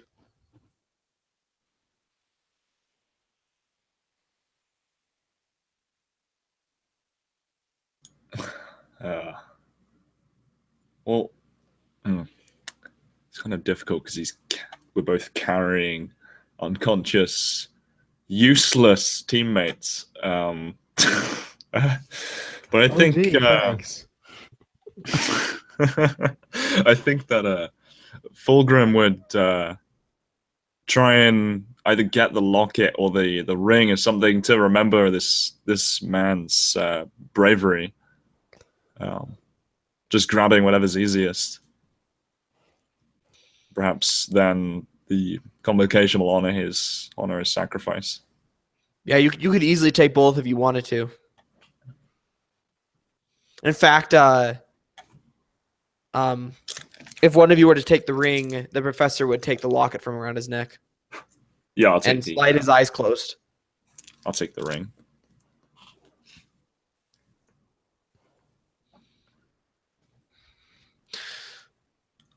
The professor looks at you. If we're gonna make our move, we need to be quick. I don't think they know that we're over here, but we need to wait for the opportune moment. He peers around the corner. Does anyone look with him? I don't think that's Yeah, the best idea. I'd probably very carefully, maybe propping Sebastian against something real quick, peek over with him, just real quick, trying to see that perfect opportunity. Yeah, as you peer around the corner, quietly, slowly, you would see the fight is not going well. You watch as massive gray-skinned giants spin chains of metal with barbs and snag griffins from the air. You watch as this myriad of different creatures of small humanoids, humans, orcs, and this other strange tattooed creature lay waste to Convokers. And you would watch as a single creature, massive, with fiery red hair and black armor, steps forward through the gate.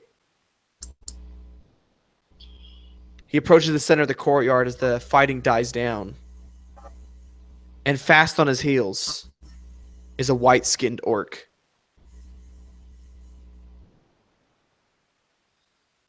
The massive, fiery-haired, black-armored creature looks down at the white-skinned orc and they converse for a second. The white-skinned orc nods, shouts a couple of orders, and the orcs sprint off and towards the underbelly of the base. You watch as from the tower, a figure wearing resplendent Convoker armor is dragged. Commander Enos Martin is thrown to the ground before the white-skinned orc and the massive black-armored brute. They exchange a short look before the pale-skinned orc steps forward.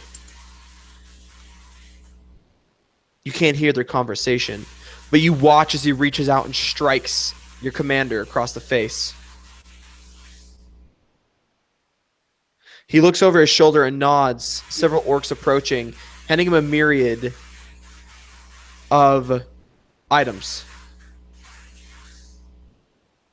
They place metal instruments on the ground around him.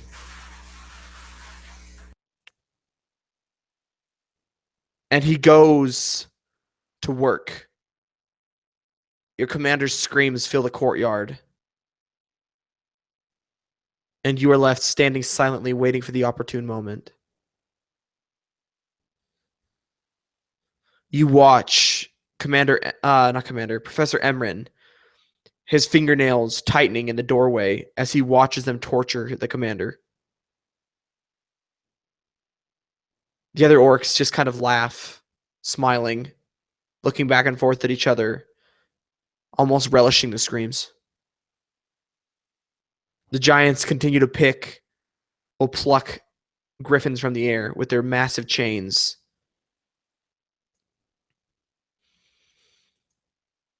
But then the moment arrives. When the torturing ends, the pale-skinned orc turns back to the massive, armored, fiery-haired giant. And he pulls something from his pocket. It's spherical, made of a gray stone, and it rises off of his palm as the two of them stare at it and start talking. The rest of the giants, the orcs, the humans, and the other strange creatures turn towards the eye and drop to a knee.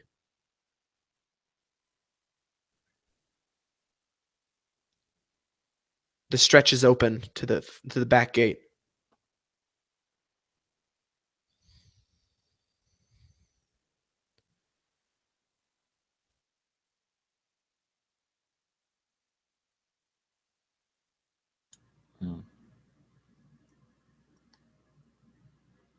sort of whisper to Briff, "Is it? Can we go yet? Is it time to go?"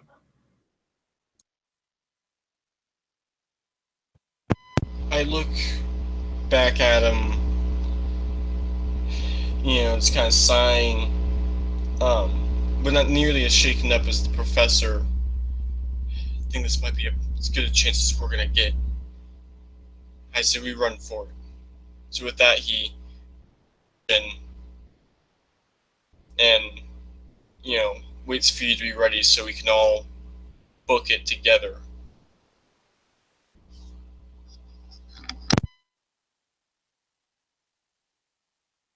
Yeah, I think with making sure that Darius is secure on his shoulder and definitely making sure that you've repicked up Sebastian. He'll get ready to sprint for this exit as soon as you give the signal.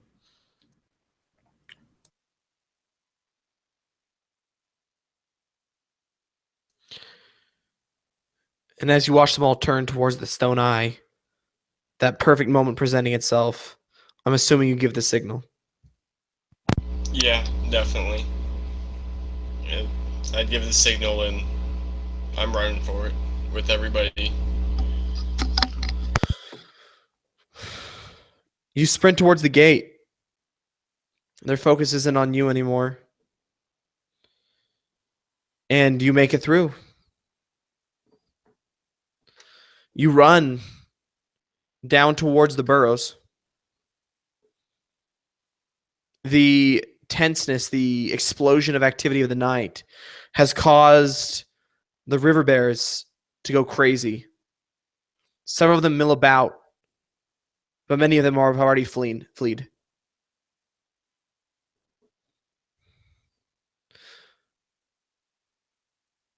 What do you do?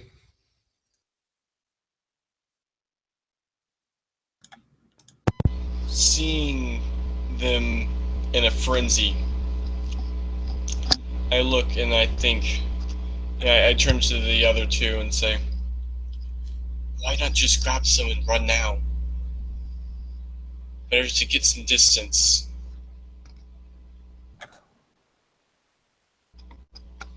We need to calm them first. They'll only make a racket if we try to get on them. He'll sort of reach forward and touch your shoulder, Briff. You may not have been good with animals before, but you need to be good this time. And he casts guidance on you, which you can add a d4 to the next ability check. Alright, then let's see if we can find some food or some way of calming them down before we try. Yeah, you can maybe either, if you want to look for food to try and give yourself a better chance, investigation. If you want to just go for it, animal handling.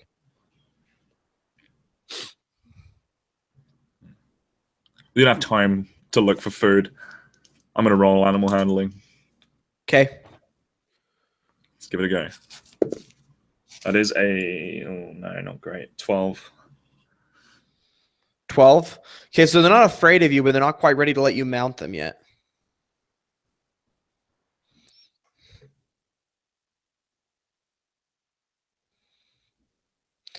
$12 for investigation. Yeah, you'd find bits of their food, like raw meats and stuff.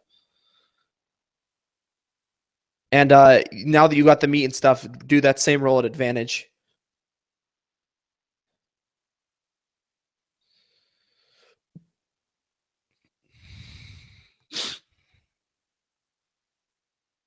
Or the animal handling roll. Fulgrim. Oh, okay.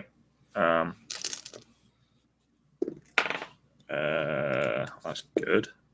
The exact same. 12. Wait, 12 again? Yeah, exact same. Okay. Considering that you almost succeed on both of them, I'm just going to say that they're willing to let you mount them, but they're not going to be the most obedient. That's fine. So you guys climb on board and start making your way down to the swamp. but they're not quiet about it. They don't obey all of your commands. And as you do so, you hear a yell of rage. And if you were to look over your shoulder, you'd see one of these massive giants running down the hill towards you. Your river bears. Sorry, go ahead. At the sight of that, I kind of, kick the side of my otter bear, and just try to get it upset more. I know, it's already not obedient, but if I can at least try to hold on while it's running, that's better than fighting with it to go exactly where I want to.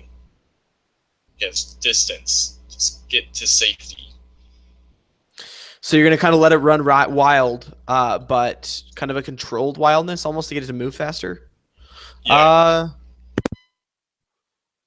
What kind of a roll would that be? Roll me a luck die.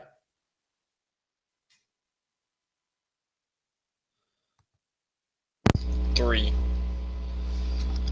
So your river bear, your river bear takes off, but you're barely able to hold on. If this keeps up much longer, you're probably going to fall. Yeah, I'd probably just try and do that enough to get away to this giant isn't running past us as much. And, seeing, would you try and head anywhere specifically and lead us somewhere, or not, Fulgrim? Getting the fuck away is the first priority. Yeah, so once we do kind of get away, if it looks safe, I would actually try and head to Dacta, knowing that there was that fisherman, Olbin, who we might be able to get him to help smuggle us on his boat a little bit further away. So you're aiming for Dacta then? Yeah. Okay. So it's really hard to control. Very stealthily, though. Yeah, it's really hard to control your river bear, but you're able to make your way kind of in that direction. The giant's going to keep on your tail, though. His long strides as the water gets up to about his chest. He's falling behind a bit, but he's still trying to follow you. Okay. Sorry, go ahead. Seeing him continue to follow us, I'd probably try and take a much longer, more out-of-the-way loop there. Just, lead him, get him to stop following us first. Following us so he doesn't know exactly where we're going. And as you kind of take this large loop, having a hard time controlling your river bear to begin with, it's not hard to imagine why you end up in the Fet. You realize the waters turn black. The giant keeps following you, splashing like a child in the water. And I'll roll you a luck die. Let's see what happens.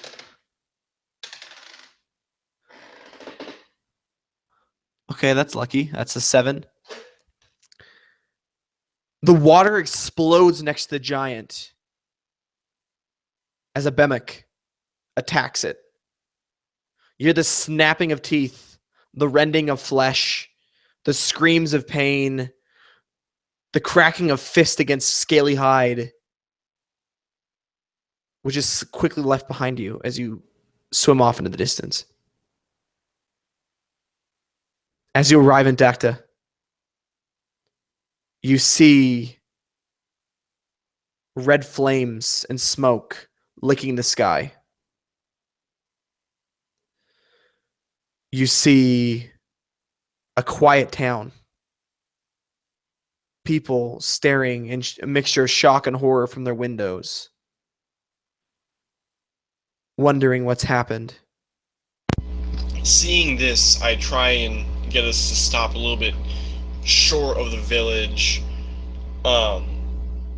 somewhere that's out of the Fet, but just kind of we can sight of the villagers, and I'd stop and look at everyone and say, take it off. Every symbol of the Convocation. We don't need that kind of attention. Not now. We've been here before. What's Just the gotta point? suggest They've seen us. Makes no difference. any little bit might help. If not now, we're gonna have to do it later. People don't trust us. I'm not taking it off. It's not our way. Shouldn't cower. Fear. I'm not saying we cower. I'm saying we play it smart. To draw this unnecessary attention. If we go into every village that might potentially hold, feelings against us that might harm us, we need to be able to move stealthily.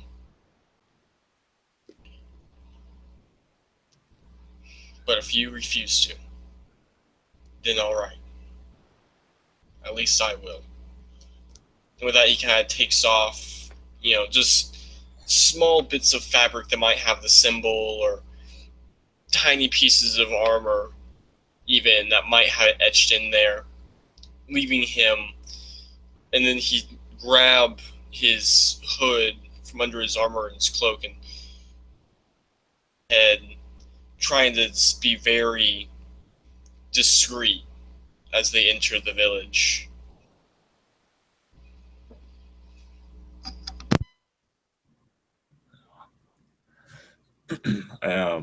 Fulgrim will sort of look over to the Professor Emend? Emrin. Emrin. Right, sorry, I need to write that down. Emrin. Cool. What do you have to say, Emrin? Should we take off our garb, our symbol? Emrin looks at you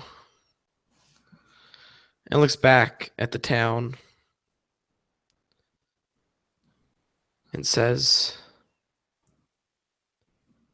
it's true. They hold no goodwill towards us anymore. And it's true that we're being hunted now, though I don't know why. But I believe in the Convocation.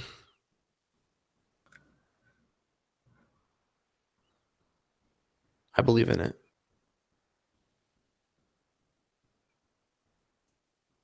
Fulgrim nods at him. Come, let's see if we can't get some help. At least the cold will help us, as long as we offer him money. And you watch as Emrin is nervously kind of wringing his hands, and he looks down at the other two. Says we have to bring them with us. If they find them out here on the river bears, then they'll know that something happened and they're fugitives here. I don't know if we're truly fugitives here, but I know that something's after us. And he looks over at you, Briff. Don't feel ashamed for wanting to remove the mark. It's your own form of wisdom. I understand that. This is just my way of showing pride. And he walks ahead of you. Come on. We've got to find lodging and somebody who will keep their mouth shut about us being here.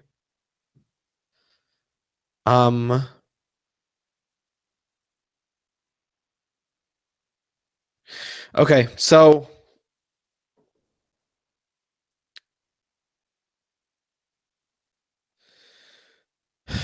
with that, we zoom out. Sitting in a chair, Terran Darkwind takes a drink of ale. He looks at the children, who stare up at him expectantly. What happened next, sir? He looks down at the young boy. What happened next? Well, a lot happened next. It's not a question of what happened. It's what didn't.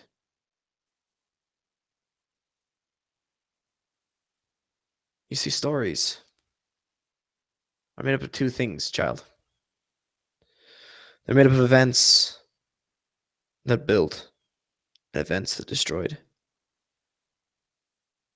The loss of Glasspool. It's a truly destructive event, child. It's a truly wondrous thing that a Convoker outpost could fall in one night. But that's not all. Though they found themselves on the run, with no aid, no blade to save them. Just a professor and a letter, and the will of a commander. The fate of the Convokers in their hands and the message they carried. And though hatching day was lost, though they now found themselves lost in a tempest of war, they had to rise, they had to fall, they had to fail before they could succeed. And at their tail, a pale hunter nipped. He looks over at the children. That's right. They were being hunted by Kalash the Bloodless. They were being hunted.